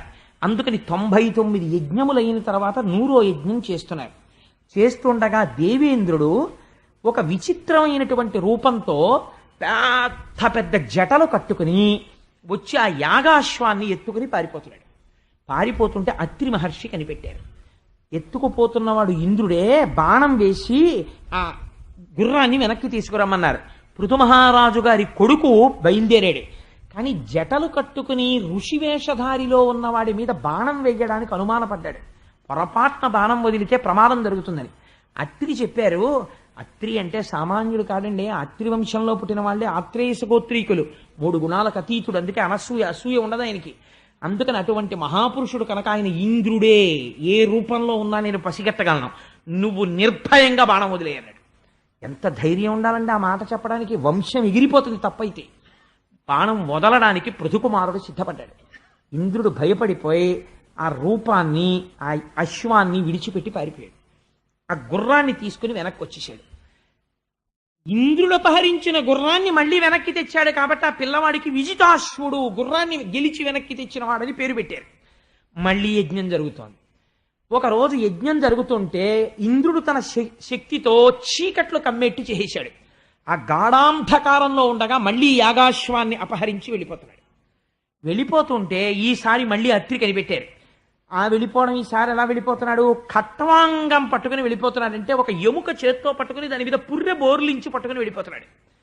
వెళ్ళిపోతుంటే అటువంటి వాడు సాధారణంగా మాంత్రిక శక్తులు కలిగినటువంటి వాడై కొత్త సాధన చేసిన వాడు అవుతాడు. లేదా బ్రహ్మహత్యాపాత విముక్తి కోసమని వెడుతున్న సాధు పురుషుడు కూడా అలా పట్టుకుంటుంటాడు. అందుకని అలా వెడుతున్నాడు కాబట్టి ఇతన్ని వధించాలా వధించవద్దా అని అనుమానపడుతున్నాడు పృథుకుమారుడు. ఏమీ బెంగ పెట్టుకోక్కర్లేదు, ఇంద్రుడే వేసేయి బాణం అన్నాడు. మళ్ళీ బాణం తీశాడు. ఇంద్రుడు ఈసారి కూడా పగబట్టాడు, బాణం వేసేస్తున్నాడు. ఆ రూపాన్ని అక్కడ వదిలి గుర్రాన్ని వదిలి పారిపోయాడు. గుర్రాన్ని తెచ్చేశాడు, కానీ ఆ వదిలిపెట్టబడినటువంటి రూపమునకు పాఖండ రూపము అని పేరు. అది పాఖండము అంటే పాపఖండము, అందులోంచి పాషండులు పుట్టారు. అంటే వాళ్ళు పైకి చూడ్డానికి వేదమును అంగీకరించి యజ్ఞయాగాది క్రతువులను చేసే వాళ్ళల్లా కనపడతారు. కానీ వాళ్ళు వేద విరుద్ధమైన మార్గములో ప్రయాణిస్తుంటారు. వాళ్ళ వల్ల ధర్మం గతి తప్పిపోతుంది. అత్యంత ప్రమాదకరమైన రీతితో కూడిన నడుబడితో ఉంటారు. కానీ మాటలు మాత్రం చాలా ఆకర్షణీయంగా మాట్లాడి అవతల వాళ్ళని బుట్టలో వేసేస్తారు. ఇక్కడికి వచ్చేటప్పటికి 2 మాటలు యాగాశ్వాన్ని అపహరించాడన్న కోపంతో పృథు మహారాజు గారు యజ్ఞం పాడైపోతే పాడైపోయిందని లేచి నిలబడి ధనస్సు పట్టుకుని బాణాన్ని సంధించి ఇంద్రుడి మీదకు వదిలేస్తున్నాడు. వదిలేస్తుంటే ఋషులు అన్నారు, నువ్వెందుకు యజమానివి బాణం వదలడం? నువ్వు చేస్తున్న 100వ యజ్ఞం పాడు చేశాడు కనుక ఇంద్రుణ్ణి ఈ హోమంలో పారేస్తాం మేము, మా మంత్రశక్తితో పిలుస్తున్నాం, ఇంద్రుణ్ణి హోమంలో పడిపోమన్నారు. ఇప్పుడు ఛాత్రశక్తి తపశ్శక్తి 2 కలిసిపోయి ఇంద్రుడి మీద. ఇప్పుడు ఆయన రక్షింపబడాలి. ఎవడు రక్షిస్తాడండి? చతుర్ముఖ బ్రహ్మగారు పరిగెత్తుకొచ్చి అన్నారు, రే మీరిద్దరూ పొరపాటు పడ్డారా, మీకింత తపశ్శక్తి ఉన్నది ఇంద్రుడిని అగ్నిహోత్రంలో పారేయడానికే? పృథువు నీకింత గొప్ప ఛాత్రశక్తి ఉన్నది ఇంద్రుడిని బాణం వేసి కొట్టేయడానికే? మీరిద్దరూ చేసింది పొరపాటే అన్నారు. ఆశ్చర్యకరంగా సభలోకి పూర్ణాంశతో శ్రీ మహావిష్ణువు వచ్చారు. వస్తే పృథువు స్తోత్రం చేసి నమస్కరించాడు. గరుడ వాహనం దిగారండి. గరుడ వాహనం మీద కూర్చుని దిగితే ఆయన అన్నారు, ఇది మీరు చాలా జాగ్రత్తగా వినాలండి ఈ విషయాన్ని, ఇది పెద్ద మలుపు పృథు మహారాజు గారి జీవితంలో. ఆయన అన్నారు, పృథు, ఇప్పటికి నువ్వు 99 అశ్వమేధాలు చేశావు, ఇంకొకటి చేస్తావు, ఏమవుతుంది? అంకె పెరుగుతుంది. 100 చేశావు. 100 చేయడానికి 99 చేయడానికి ఏమైనా తేడా ఉందా? ఈ కర్మకి అంతం ఏమైనా ఉంటుందా? ఇలా జరిగిపోతుంటుంది. 99 అశ్వమేధయాగములు చేసి నువ్వేం తెలుసుకున్నావు? నీకేమీ తెలియలేదు. ఎందుకని? ఇంద్రుడు అడ్డొచ్చాడు కాబట్టి ఆయన్ని చంపవతల పారేస్తానంటున్నావు. అంటే నీకు దేహాత్మాభిమానం ఉండిపోయింది. నీ కొరకు నువ్వు చేసే పని ఒకటి ఉన్నది, దానికి అడ్డొచ్చిన వాడు నావాడు కాడు, వాణ్ణి చంపేద్దాం. ఇలా చేసిన కర్మలు, ఎన్ని కర్మలు చేస్తే అంతఃశుద్ధి ఏర్పడినట్టు? ఎన్ని అశ్వమేధాలు యాగాలు చేసి ఫలితం ఏమిటి? దేహాత్మాభిమానాన్ని గెలవాలి మనిషి. కర్మ దేని కొరకు అంటే లోపల యోగ్యతా సిద్ధిని పొంది ఈశ్వరుణ్ణి ప్రతిష్ఠ చెయ్యాలి. నువ్విప్పుడు ఇంద్రుడు యాగాశ్వాన్ని అపహరించి 100వ యజ్ఞము జరగకుండా చెయ్యడంలో ఏ ఈశ్వరాజ్ఞ ఉన్నదో అని నమస్కరించి విడిచిపెట్టి ఉంటే నువ్వు బ్రహ్మజ్ఞాని అయిపోదు. ఇంద్రుడి మీద బాణం వెయ్యడంలో దేహాత్మాభిమానంతో కిందకి జారిపోయావు. ఎందుకు 99 అశ్వమేధ యాగాలు? అందుకని నాయన, ఇంద్రుడి పట్ల క్రోధం పెంచుకోవడం కాదు, అతడు ఎందుకు చేశాడో నువ్వు గుర్తించావా? నీ ఎందు జ్ఞానము కలగాలని ఇది జరిగింది తప్ప ఇంద్రుడు అమర్యాదగా ప్రవర్తించలేదు. పైకి దోషంలా కనపడుతోంది. అందుకని ఇంద్రుడితో స్నేహం చెయ్యి. నువ్వు చేయవలసింది ఇంద్రుడి మీద కాదు బాణం వేయవలసింది.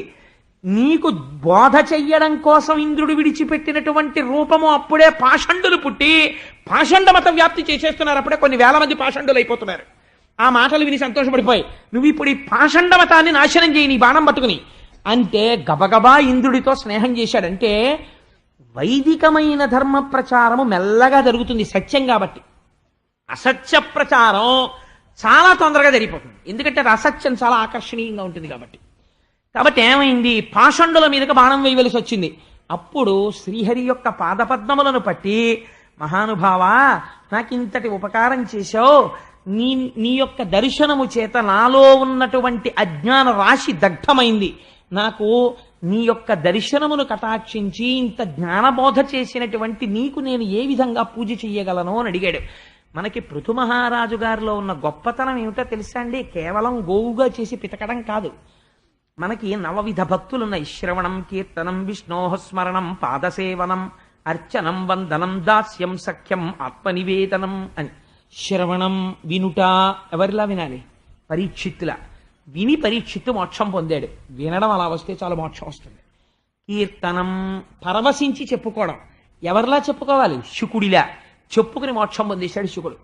కీర్తనం, విష్ణోస్మరణం, తలుచుకోవడం. ఎవరిలా తలుచుకోవాలి? ప్రహ్లాదుల్లా తలుచుకు మోక్షం పొందేశాడు ప్రహ్లాదుడు. పాదసేవనం, అయ్యవారి పాదములు సేవించడం అంటే అర్చన చెయ్యడం. అర్చన చెయ్యడానికి ఎవరిని చెప్తారు? పాదసేవనం. అయ్యవారి యొక్క పాదసేవనానికి ఎవరు? లక్ష్మీదేవి. అర్చనం, శ్రవణం, కీర్తనం, విష్ణోస్మరణం, పాదసేవనం, అర్చనం, పూజ చెయ్యడం. పూజ చేయడానికి ఎవరిని చెప్తారో తెలుసా అండి? పృథు మహారాజు గారిని. వందనం, నమస్కారం. అక్రూరుడు ఎదర దశమస్కంధంలో విందురుగాని అక్రూరుడి నమస్కారం ఎలా ఉంటుందో.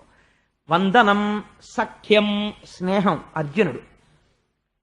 అందుకని శ్రవణం కీర్తనం విష్ణోః స్మరణం పాదసేవనం అర్చనం వందనం దాస్యం హనుమ, వందనం దాస్యం సఖ్యం ఆత్మనివేదనం బలిచక్రవర్తి. 9 రకాల భక్తులకి 9 మంది ప్రతీకలు ఉన్నారు. అందులో అర్చన భక్తికి పృథు మహారాజు గారు గొప్పవాడు. ఇప్పుడు శ్రీ మహావిష్ణువు అన్నారు ఈ ఇందుకనండి పృథు మహారాజు గారి జీవితంలో ఈ 3 ఘట్టాలు వింటే సంతానం లేని వాళ్ళకు కూడా సంతానం కలుగుతుందనడానికి కారణం అది. శ్రీ మహావిష్ణువు అన్నారు నీకు ఏ వరం కావాలో కోరుకోవయ్యా, ప్రపంచంలో ఒక ఆశ్చర్యకర సంఘటన ఉంటుంది, వరం ఇచ్చి నేను వెళ్ళిపోతాను, నిన్ను చూస్తుంటే వదిలిపెట్టి వెళ్ళలేక గరుడుమంతుడి మీదకి ఎక్కి దిగిపోవడం కింద దిగిపోయి ఆయన మీద చెయ్యేసుకుని నేను అలాగే నిలబడి నిన్ను చూస్తున్నాను. నువ్వు ఇంతటి ధార్మికుడివి, ఇంతమందికి అన్నం పెట్టావు, భూమిని గోవును చేసి క్షీరములు పిండావు, నాయనా నీకే వరం కావాలన్నారు. అంటే ఆయన అన్నాడు స్వామి నన్ను మళ్ళీ మోహ పెడదాం అనుకుంటున్నావా, నాకెందుకు స్వామి వరాలు, నాకు అక్కర్లేదు, నాకు ఏ వరం కావాలో తెలుసా, ఘనమగుదేవ ఈవెరమె కాదు మహాత్మక వాగ్వి నిర్గితంబగు తావకీన చరణంబుజచారు మరంద రూపమైతనరిన కీర్తియున్ విని ముదంబును పొందగలేని మోక్షమైనను మది కొరనొల్లా అఘనాశ రమేశ సరోజలోచన. తండ్రి నాకు మోక్షం కూడా అక్కర్లేదు, నాకు కావలసింది ఏమిటో తెలుసా, నీ పాదార విందములను గూర్చి వర్ణన చేసి నీ గురించి స్తోత్రం చేస్తుంటే నీ కథలు చెప్తుంటే అలా విని పొంగిపోయేటటువంటి స్థితి నాకు చాలు తప్ప మోక్షం వస్తే నీలో కలిసిపోయి మళ్ళీ నాకు ఆ శ్రవణానందం దొరకదు. ఈశ్వరుడి కథలు చెప్తుంటే పొంగిపోతూ వినే అదృష్టం ఎక్కడ ఉంటుంది, అందుకు నాకు ఆ అదృష్టం చాలు, అందుకు నాకు వరం అక్కర్లేదు అన్నాడు. ఎవరు అనగలరండి? అందుకే మన వాళ్ళు ఒక విచిత్రమైన ఉదాహరణ చెప్తారు. ఈశ్వర కథకున్న గొప్పతనం ఏమిటంటేట, ఈశ్వరుడి గురించి కథ చెప్తున్నారు అనుకోండి, అయ్యయ్యో వీళ్ళందరూ పాపం ఎంత బాగా వింటున్నారో అని గభాలన ఆకాశంలోంచి ఈశ్వరుడు కిందకి దిగాడు అనుకోండి. దిగితే ఇలా ఒకసారి చూసి ఇలా తట్టి నేనే వచ్చాను అంటున్నాడు అనుకోండి. ఆ పక్కన ఉన్న వాళ్ళని కాసేపు ఆగవే బాబు నువ్వే అయితే అయి ఉండొచ్చు కన్నా కథ అని ముందంటారట. ఈశ్వరుడి కన్నా ఈశ్వరి కథ గొప్పగా ఉంటుందట అయింది. అందుచేత ఈశ్వర నీ కథలు వినగలిగినటువంటి అదృష్టాన్ని నాకు కల్పించు అని సృష్టిలో ఎవరు కోరని కోరిక ఒకటి కోరాడండి పృథు మహారాజు గారు. ఎంత చిత్రమైన కోరికో చూడండి ఇది. జగదీశ దేవయుష్మత్వద కైంకర్య పరతదనర్చు సాగరతనూజ కృత్యంబునందు అకిల్బిషబుద్ధినే ప్రీతి కోరుట జగన్మాతయైన ఆ రమా సతితోడి వైరమవశ్యంబు కల్గు అయినను దయాకార నీవు దీనవత్సులుడవు కాన స్వల్పం పైన అధికంబు చేయుదవు గాన భవ్య చరిత నిజ స్వరూపంబునందు అభిరతుడవైన నీవు నన్నదరించు పగిది ఇంగిరనదరింపవు మహాత్మ భక్త జనలోక మందార భవవిదూరా. స్వామి ఇంతకాలం నుంచి లోకంలో ఒక నానుడి ఉన్నది. ఏమిటా నానుడి అంటే లక్ష్మీ మహీత దునరూప నిజానుభావ నీలాది దివ్య మహిషీకర పల్లవానాం ఆరుణ్య సంక్రమణత కిలసాంధ్ర రాగౌ శ్రీ వెంకటేశ చరణౌ శరణం ప్రపద్యే. స్వామివారి పాద సేవ చెయ్యడం అంటే లక్ష్మీదేవి చేయగలదు. అంత గొప్ప సేవ చేస్తుందని ఒక పేరు. ఇవాళ నేను ఒక వరం అడుగుతున్నాను. ఏమిటో తెలుసా వరం? నీ పాదాల్ని అంత పూనికతో అర్చించేటటువంటి లక్ష్మీదేవికి ఇప్పుడు నేను అడుగుతున్న వరం వల్ల నాకు అమ్మవారికి దెబ్బలాట వచ్చి తీరుతుంది. అయినా కూడా నువ్వు నా వైపే మొగ్గుతావు. ఎందుకో తెలుసా? ఇంతకాలం నుంచి లక్ష్మీదేవి సేవలు పొందేవుగా, ఆవిడ సేవలు లేకపోతే నీకు పూర్ణత్వం ఏం తగ్గిపోదుగా. అల్పమైనటువంటి వాడు కోరినా కూడా అధికమైనది నువ్వు ఇస్తావు. అలా ఇవ్వడంలో నీ గొప్పతనం ఉంది, అప్పుడే నీ గుణాలు ప్రకాశిస్తాయి. నేనొకటి అడుగుతున్నాను, ఏమిటో తెలుసా?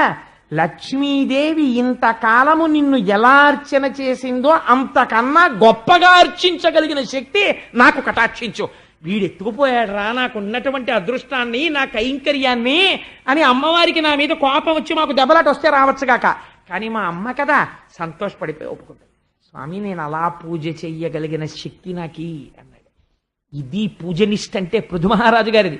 అందుకే మనకు షోడశోపచారాలు వచ్చాయండి.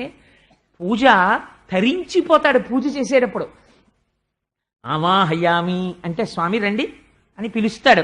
నిజంగా స్వామి వచ్చినట్టు హస్తయోహ అర్ఘ్యం సమర్పయామి. ఇప్పుడు రేపు పొద్దున్న లక్ష్మీదేవి కళ్యాణం విన్న తర్వాత మీరు చేదురుగాని పూజ హస్తయోహ అర్ఘ్యం సమర్పయామి, అమ్మ చేతులు కడుక్కో, పాదయోహ పాద్యం సమర్పయామి, స్వామి కాళ్ళు కడుక్కోండి. అలా అనగానే మీరు ఏం చెయ్యాలి? మీ పిల్లాడైతే ఊరుకుంటారా? మీ అమ్మగారు నాన్నగారు అయితే ఊరుకుంటారా? గబగబా ఉత్తరం ఇచ్చి అమ్మ చేతులు తుడుచుకో, నాన్నగారంటే కాళ్ళు తుడుచుకోండి అని గబగబా తుడిచేసేరు. అందుకని ఆ కాళ్ళు చేతులు తుడిచేసి స్వామి కూర్చోండి స్నానం చేయండి అని చెప్పి అమ్మవారికి చక్కగా స్నానం చేసేసిన తర్వాత మంచి మానసికంగా పచ్చటి పట్టు పీతాంబరం ఇస్తే అమ్మవారు పట్టు బట్ట కట్టుకుని అయ్యవారు పట్టుబట్టలు కట్టు కూర్చుంటే చక్కగా ఇలా విభూతి పెట్టి ఇద్దరికి కస్తూరి తిలకాలు పెట్టి అమ్మవారికి ఎంత మాత్రం జ్వాల లేకుండా సాంబ్రాణి పొగ అమ్మవారి కేశపాశం దగ్గరికి వెళ్ళి వేస్తే ఆ సాంబ్రాణి పొగతో అమ్మవారి నల్లటి జుత్తంతా పొగవాసన పట్టేస్తే మీరు ఎంతో అందంగా అమ్మవారికి కేశపాశం ముడేసి అందులో చంపకాశోక పున్నాక సౌగంధిక లసత్కచ బంగారు పాత్రలోంచి దండలు తీసి ఓయ్ రే నీకు ఇంత బాగా ముడేయడం ఎప్పుడు వచ్చింది రోయ్ అని అమ్మ నవ్వుతుంటే, ఏమిటనుకుంటున్నావు మన అబ్బాయి అంటే వాడికి అన్ని విద్యలు వచ్చు అని స్వామి నవ్వుతుంటే అమ్మ ముడిలో చక్కగా మీరు అమ్మవారికి పుష్పమాలలో అలంకారం చేసి మంచి మంచి వజ్రాల నగల పెట్లు తీసుకొచ్చి అక్కడ పెట్టి మానసికంగా చేయడానికి దరిద్రం ఏమిటండి? సర్వాభరణాన్ సమర్పయామి. ఒక్కసారి ఆగి నిన్న పెట్టిన నగలు ఇవాళ లేవు, ఎన్ని నగలో మీరు తీసి అమ్మవారి చెవులకు పెట్టి ఆ చెవుల యొక్క ఆ కింద దుద్దు కనపడుతుంది, అమ్మవారి చెవికి ఆ దుద్దు పెట్టి పుష్యరాగాలతో ఉన్నది ఇలా శీల తిప్పుతుంటే మెత్తటి అమ్మవారి చెవి ముట్టుకున్నట్టు, అమ్మ మెడలో హారాలు వేసినట్టు, ఆవిడ మెడలో చక్క మల్లెపూల దండలు జాజి దండలు వేసినట్టు, అయ్య మెడలో మందారమాలలు వేసినట్టు, అప్పుడు సర్వాభరణాన్ సమర్పయామి. ఎంతసేపు మీరు ఎంతసేపు రమించగలిగితే అంతసేపు.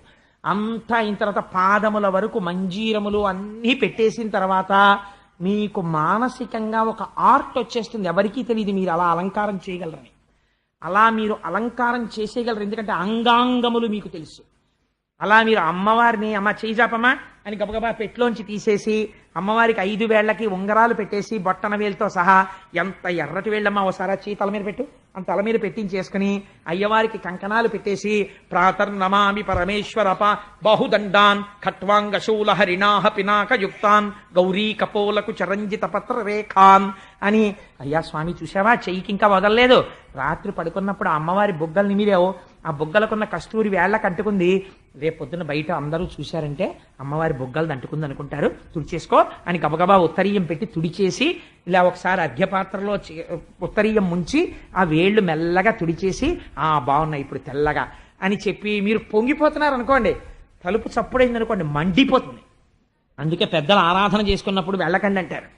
మీరు పొంగిపోతూ ఇదంతా అయిన తర్వాత అప్పుడు స్నానం అయిపోయింది, ఓ పాత్ర పెట్టి 2 పాదాలు పెట్టి మీ భార్య బంగారు కలశంతో నీళ్లు పోస్తుంటే మిమ్మల్ని కట్టుకున్నందుకు ఆవిడ ఉద్ధరింపబడేది. అప్పుడు ఆవిడ వంట చేస్తూ ఉంటుంది, కానీ ఇక్కడ బంగారు చెంబు పట్టుకొచ్చి ఆవిడేమో నీళ్లు పోస్తూ ఉంటుంది, మీరేమో అయ్యవారి తెల్లటి పాదాలు కంకణాలు పైకెత్తి కడిగేసి అమ్మవారి పాదాలు కడిగేసి ఈ లత్తుక గంధం కరిగిపోయిన నీళ్లు తీసి ఇక్కడ పెట్టి అకాల మృత్యుహరణం సర్వవ్యాధి నివారణం సమస్త పాపక్షేకరం శ్రీ పార్వతీ పరమేశ్వర పాదోదకం పావనం శుభం అని ఉద్ధరిణితో తీసుకుని ఇలా పోసుకుని ఇలా తాగేసి మానసికం రా ఇలాగా అని ఆవిడ చెంబు అక్కడ పెట్టేసి ఆవిడ ఇలా పవిట కొంగులో పట్టుకుని నిలబడి తీసుకోకూడదు, కూర్చుని చక్కగా ఇలా ఆవిడ పడితే ఆవిడకు 3 మాటలు పోస్తే ఆవిడ కూడా పుచ్చేసుకున్నాక చూసావా మన స్వామి ఇంట్లో చక్కగాను అని మీరిద్దరూ ఆ తీర్థం పుచ్చేసుకుని స్వామి తినండి ప్రసాదం మధ్య పానీయం సమర్పయామి, మెల్లిగా తినండి వెక్కిళ్ళు వస్తాయి, ఏమిటా కంగారు ఎక్కడికి వెళ్ళిపోరలేండి భక్తులు అని మీరు శాసించి, భక్తుడికి స్వతంత్రం ఉండాలండి,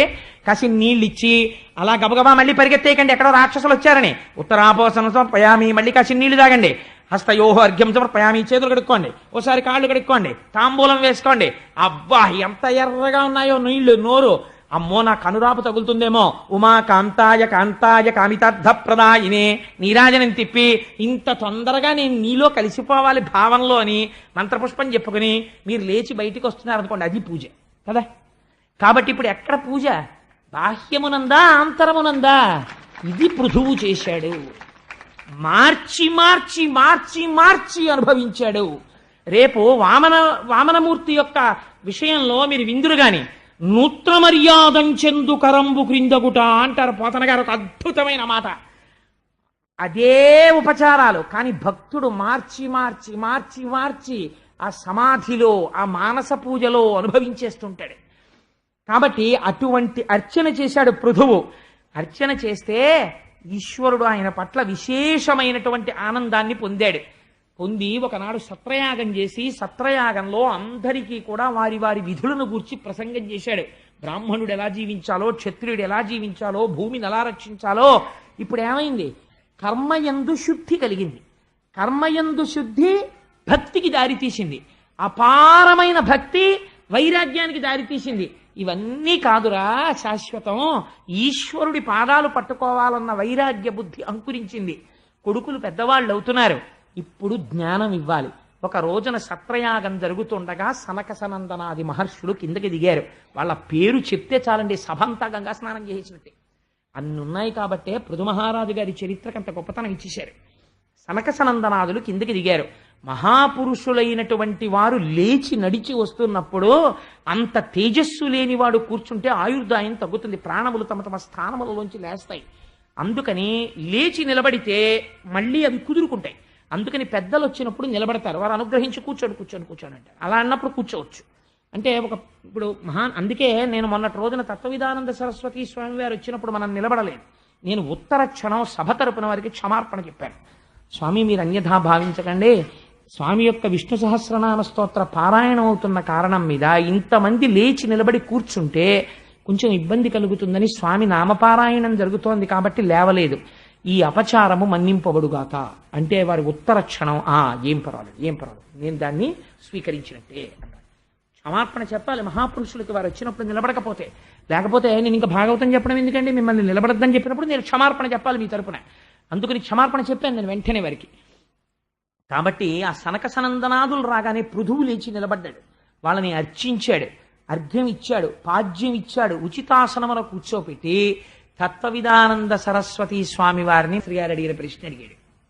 ఏమడిగాడంటే, సంసారములో ఉన్న తింగరులం కదా స్వామి, మేము ఎలా తరిస్తామండి? మేము తొందరగా తరించడానికి ఏదైనా మార్గం ఉందా? మీ వంటి మహాపురుష దర్శనం మాకు అస్తమానం దొరుకుతుందా?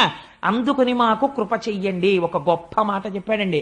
చాలా ఐశ్వర్యవంతుడు, అతి దరిద్రుడు, బాహ్యమునందు కాదు. బాహ్యమునందు ఒక ఆయన ఐశ్వర్యవంతుల్లా కనిపించచ్చు, ఒకడు దరిద్రుల్లా కనిపించచ్చు, కానీ ఆంతరమునందు ఒకడు ఈశ్వరుడి దృష్టిలో గొప్ప ధనవంతుడు, వేరొకడు కటిక దరిద్రుడు. ఏ కారణము చేత అని అడిగితే ఆయన అన్నారు, మహానుభావుడు సనక సనందనాదులు ఆ రోజున చెప్పారు, ఎవడు మహాపురుషుణ్ణి తన ఇంటికి తీసుకెళ్లి ఆతిథ్యం ఇచ్చి గడప దాటించి వారి పాదములకు వంగి నమస్కరించి తన ఇంటిలో ఉన్న తృణమో పణమో వారికి సమర్పించి గృహస్థాశ్రమము సన్యాసాశ్రమమునకు భిక్ష పెట్టడానికి ఉపయోగపడుతోందో, ఒక తత్వవిధానంద సరస్వతి వంటి మహాపురుషుడికి ఆతిథ్యం ఇస్తోందో, అటువంటి వాడు ఈశ్వరుడి దృష్టిలో అపారమైన ఐశ్వర్యవంతుడు. వాడురా ఐశ్వర్యవంతుడంటే నన్ను నమ్ముకున్న వాడికి ఆతిథ్యం ఇచ్చాడు కనుక అన్నారు. కాబట్టి చూడండి, సనక సనందనాదులకు ఆతిథ్యం ఇచ్చి ఆంతరమునందు కోట్లకి పడగలెత్తాడు ఇప్పుడు పృథు మహారాజు గారు. ఎత్తి ఈ ప్రశ్న అడిగితే వాళ్ళన్నారు, అయ్యా, గృహస్థాశ్రమంలో ఉండి చాలా కాలము పాపకర్మల యందు మగ్నుడై ఈశ్వరుడి వైపుకి తిరగని వాడు చెయ్యవలసిన మొట్టమొదటి పని ఏదో తెలుసా? జీవితం తరించడానికి ధరణి సజ్జన సంగంబు తలపనుభయ సమ్మతంబగు వారలు సలుపునట్టి సరస సంభాషణ ప్రశ్న సరణి నిఖిల జనములకు సుఖకరమగు జనవరేణ్య. భగవంతుడి పాదాలు పట్టి నమస్కరించగలిగినటువంటి నిపుణత కలిగినటువంటి ఒక మహాభక్తుడితో స్నేహము పెట్టుకుంటే ఏమవుతుంది? నువ్వు వారి ఇంటికి వెళ్ళినా వారు నీ ఇంటికి వచ్చినా ఆయన ఎప్పుడూ ఈశ్వరుడు గురించి మాట్లాడతాడు. ఆయనతో కూడిక నీ జీవితాన్ని మార్చి ఈశ్వరుడి యొక్క సేవ వైపుకి తిప్పేస్తుంది. నీకేదైనా అనుమానం ఉంది, సిద్ధాన్నము నీ ఇంట ఉన్నది, నువ్వు పరిగెత్తుకెళ్ళి నీ స్నేహితుడిని అడగచ్చు, అయ్యా ఇది ఎలాగండి ఉపాసన అని అడగచ్చు. పరమ సంతోషంతో ఆయన నీకు వివరణ చేస్తాడు. భాగవతులతోడి స్నేహము ఏనుగు తొండం ఇలా తిరుగుతూ ఉంటే అంకుశంతో పొడిచినట్టు భాగవతులు మనస్సుని ఈశ్వరుడి వైపుకి తిప్పేస్తారు. తిప్పితే ఏమవుతుంది? ఇప్పటి వరకు నీటి ఒడ్డున మొలిచిన గడ్డి నీటిని లాగేసినట్టు ఇప్పటి వరకు ఇంద్రియాలు కాలమునందు ఉన్న సమయమును లాగేసినవి ఇప్పుడు ఈశ్వరుడి వైపుకి తిరిగి శమదమాది సంపత్తి భక్తి వైరాగ్యము కలుగుతాయి. మెల్లమెల్లగా నీ పని ఏమైపోతుంది? అస్తమానం ఆ పూజకు పరిగెత్తా, ఈ పూజకు పరిగెత్తా, ఆ గుడికి పరిగెత్తా, ఈ గుడికి పరిగెత్తా, ఆయనతోడి అనుబంధం అలా మారుస్తుంది. కాబట్టి పరమభాగవతులతోడి స్నేహము, వారిని ప్రశ్నించుట, వారితో బాంధవ్యము కలియుట, వారిని అనుసరించుట, కలిసి తిరుగుట, ఇవి నిన్ను ఉద్ధరిస్తాయి. నీకు ఎన్నో గ్రంథాలు చదివితే తెలియని విషయాలు ఒక మహాభక్తుడితో కూడి ఉండడంలో నీకు తెలిసిపోతాయి. కాబట్టి వారు సిద్ధాన్నము వంటి వారు. అటువంటి వారితో కలిసి తిరిగి ఈ సంబంధం ఏర్పరచుకుంటే ఆ భక్తి క్రమంగా నిష్కామయోగమునకు దారితీసి వైరాగ్యం వచ్చి ఉన్నది ఈశ్వరుడు ఒక్కడే. అంతటా ఇన్ని పదార్థములుగా కనపడుతున్నవి నామరూపముల చేత అనేకములుగా కనపడుతున్నాయి, కానీ ఉన్నది బ్రహ్మమొక్కటే.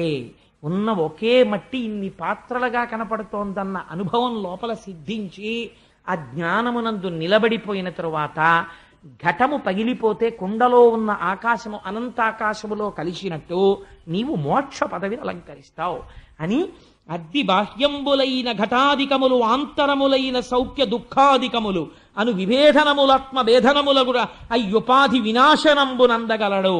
సుఖదుఖములన్న ద్వంద్వములను దాటి ఉపాధిని విడిచిపెట్టి జ్ఞానము చేత ఈశ్వరుడిలో కలిసిపోతాడు, సాయుధ్యము కలుగుతుంది అన్నారు. సనక సనందనాదుల యొక్క బోధ చేత జ్ఞానమును పొందినవాడై ఉత్తర దిక్కుకి ప్రయాణించి ఆశ్రమవాసం చేసి తపస్సు చేసి కొడుకులకి రాజ్యం ఇచ్చేసి ఇంద్రియాల్ని గెలిచి శీతాకాలంలో నీటిలో నిలబడి తపస్సు చేసి వేసవి కాలంలో అగ్నిహోత్రం దగ్గర తపస్సు చేసి శరీరము గురించినటువంటి పూనిక విడిచిపెట్టి ఇది పడిపోయే కాలం వరకు నిరీక్షిస్తానంతే ప్రారబ్ధమని అంత్యమునందు తన యొక్క దుదస్థానమునందు ఉన్నటువంటి వాయువుని ప్రేరేపించి పైకి కదిపి షట్చక్రభేదనం చేసి తనలో ఉన్న పృథివీ తత్వాన్ని బ్రహ్మాండంలో ఉన్న పృథివికి కలిపి జలమును జలముకు కలిపి ఆకాశమును ఆకాశమునకు కలిపి తనలో ఉన్న తేజస్సుని ఊర్ధముఖ చలనము చేసి పునరావృత్తి రహిత విష్ణు సాయుధ్యము కొరకు తనలో ఉన్న తేజస్సుని బ్రహ్మాండమంతటా ఆవరించి ఉన్న విష్ణు శక్తి యొక్క వ్యాపకత్వమునందు కలిపివేసినాడు. కాబట్టి ఏమైంది? పునరావృత్తి రహిత మోక్షమును పొందినాడు. ఈ మాట విని ఆయన భార్య అర్చనయే ఆయన భార్య.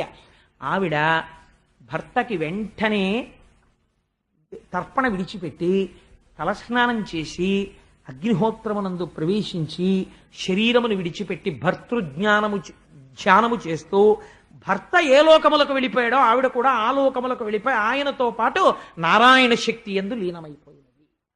కాబట్టి ఇంత పరమ పవిత్రమైనటువంటి ఈ ఆఖ్యానము అందున కుంభ సంక్రమణం జరిగినటువంటి మాఘపాదివారం ఇవాళ ఇంత పవిత్రమైన రోజు. మామూలుగానే పృథు మహారాజు యొక్క చరిత్ర ఎక్కడ వింటున్నారో బ్రాహ్మణుండంచిత భక్తి పఠించిన బ్రహ్మవర్చస్సు సంప్రాప్తమగును. అంజానందనం చేయడం మానేసిన వాడు కూడా పృథు మహారాజు గారి యొక్క చరిత్ర వింటే ఆ దోషం ఇప్పటికీ నివారణ అయ్యి బ్రహ్మవర్చస్సుని పొందుతాడు. క్షత్రియుండర్ధి అయి చదివిన విన్నను జగతీ విభుత్వంబు సంభవించు అంటే సంధ్యావందనం మానమని కాదు నా ఉద్దేశం, చెయ్యండి ఇప్పటికైనా అని. అందుకని క్షత్రియుడు అర్ధి అయి నాకు ఈ రాజ్యం కావాలి అని పృథు మహారాజు గారి చరిత్ర విని యుద్ధానికి వెడితే ఈ జగత్తునంతటినీ గెలిచి సార్వభౌముడవుతాడు. వైశ్యుండు విని ధనవంతుడై యొప్పును శూద్రుండు వినిన శిష్యులోకుడగును. వైశ్యుడు పృథు మహారాజు గారి చరిత్ర వింటే ఆయన వ్యాపారంలో అనేకమైనటువంటి లాభాలు కలిగి ధన సంపత్తిని పొందుతాడు. ఇతరములైనటువంటి వారు గొప్ప మర్యాద తెలుసున్నవాడరా, పెద్దల్ని సేవించే తత్వం ఉన్నవాడని పెద్దల యొక్క అనుగ్రహాన్ని పొంది వాళ్ళ కుటుంబాలు వృద్ధిలోకి వస్తాయి. సుప్రసిద్ధుండు ప్రఖ్యాతయసుడు ప్రజలు లేని యథముడు వితత సంతానయుతుడు మూర్ఖచిత్తుండు విజ్ఞాన బోధమతి యోగుచు నుతికెక్కుదురు మహితాత్మ. ఎంత చేతకానివాడు ఏమీ తెలియని వాడు కూడా ఇటువంటి ఈ స్వామివారి యొక్క పృథు మహారాజు గారి యొక్క చరిత్రని ఎవడు వింటున్నాడో అటువంటి వాడు సర్వ సిద్ధులను పొంది సర్వ పాపములు నశించి శ్రీకృష్ణ పరమాత్మ యొక్క పాదార విందముల యందు భక్తిని పొంది ఇహమునందు పొందవలసినవి పొంది అంచమునందు మోక్ష స్థితిని పొందడానికి కావలసిన జ్ఞానము వాడికి ఈ జన్మలో బోధ జరిగేటటువంటి అదృష్టమును పొంది ఆ అర్హతను పొందుచున్నాడు అని ఆనాడు వేదవ్యాసుడు ఈ పురాణాంతర్గతం చేస్తే మన మీద అనుగ్రహంతో మహాపురుషుడైనటువంటి పోతనామాచ్యుడు అంగీకరించాడు. అందుచేత మనం ఇప్పుడు ఒక్కసారి సంతోషంగా స్వామి నామం చెప్పుకుని బయలుదేరుతాం. రేపటి రోజున మహాపురుషులైన ఎవరి గురించి వింటే జీవితాలు తరిస్తాయో అందున రేపు సోమవారం అసుర సంధ్య వేళ వృషభుడు, భరతుడు ఇటువంటి వారికి సంబంధించిన ఆఖ్యానములను రేపు వివరణ చేస్తాను. ఇంకా ఎదర తర్వాత ఇంకా మా తల్లి లక్ష్మీ కళ్యాణం, క్షీరసాగర మథనం ఇవన్నీ ప్రారంభం అవుతాయి. శ్రీ ముద్రాంకిత గోవింద, ధరణీనాయక గోవింద, సహస్రనామ గోవింద, భక్తరక్షక గోవింద, నిత్య కళ్యాణ గోవింద,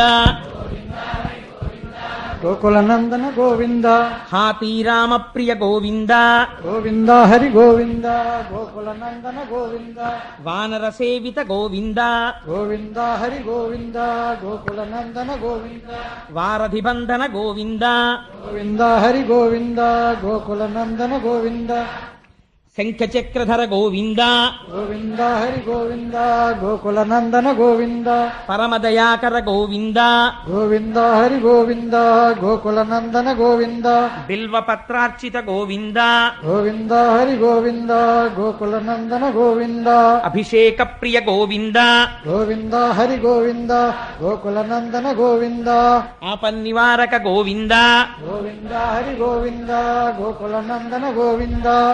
సర్వం శ్రీ ఉమామహేశ్వర పరబ్రహ్మార్పణమస్తు. స్వస్తి.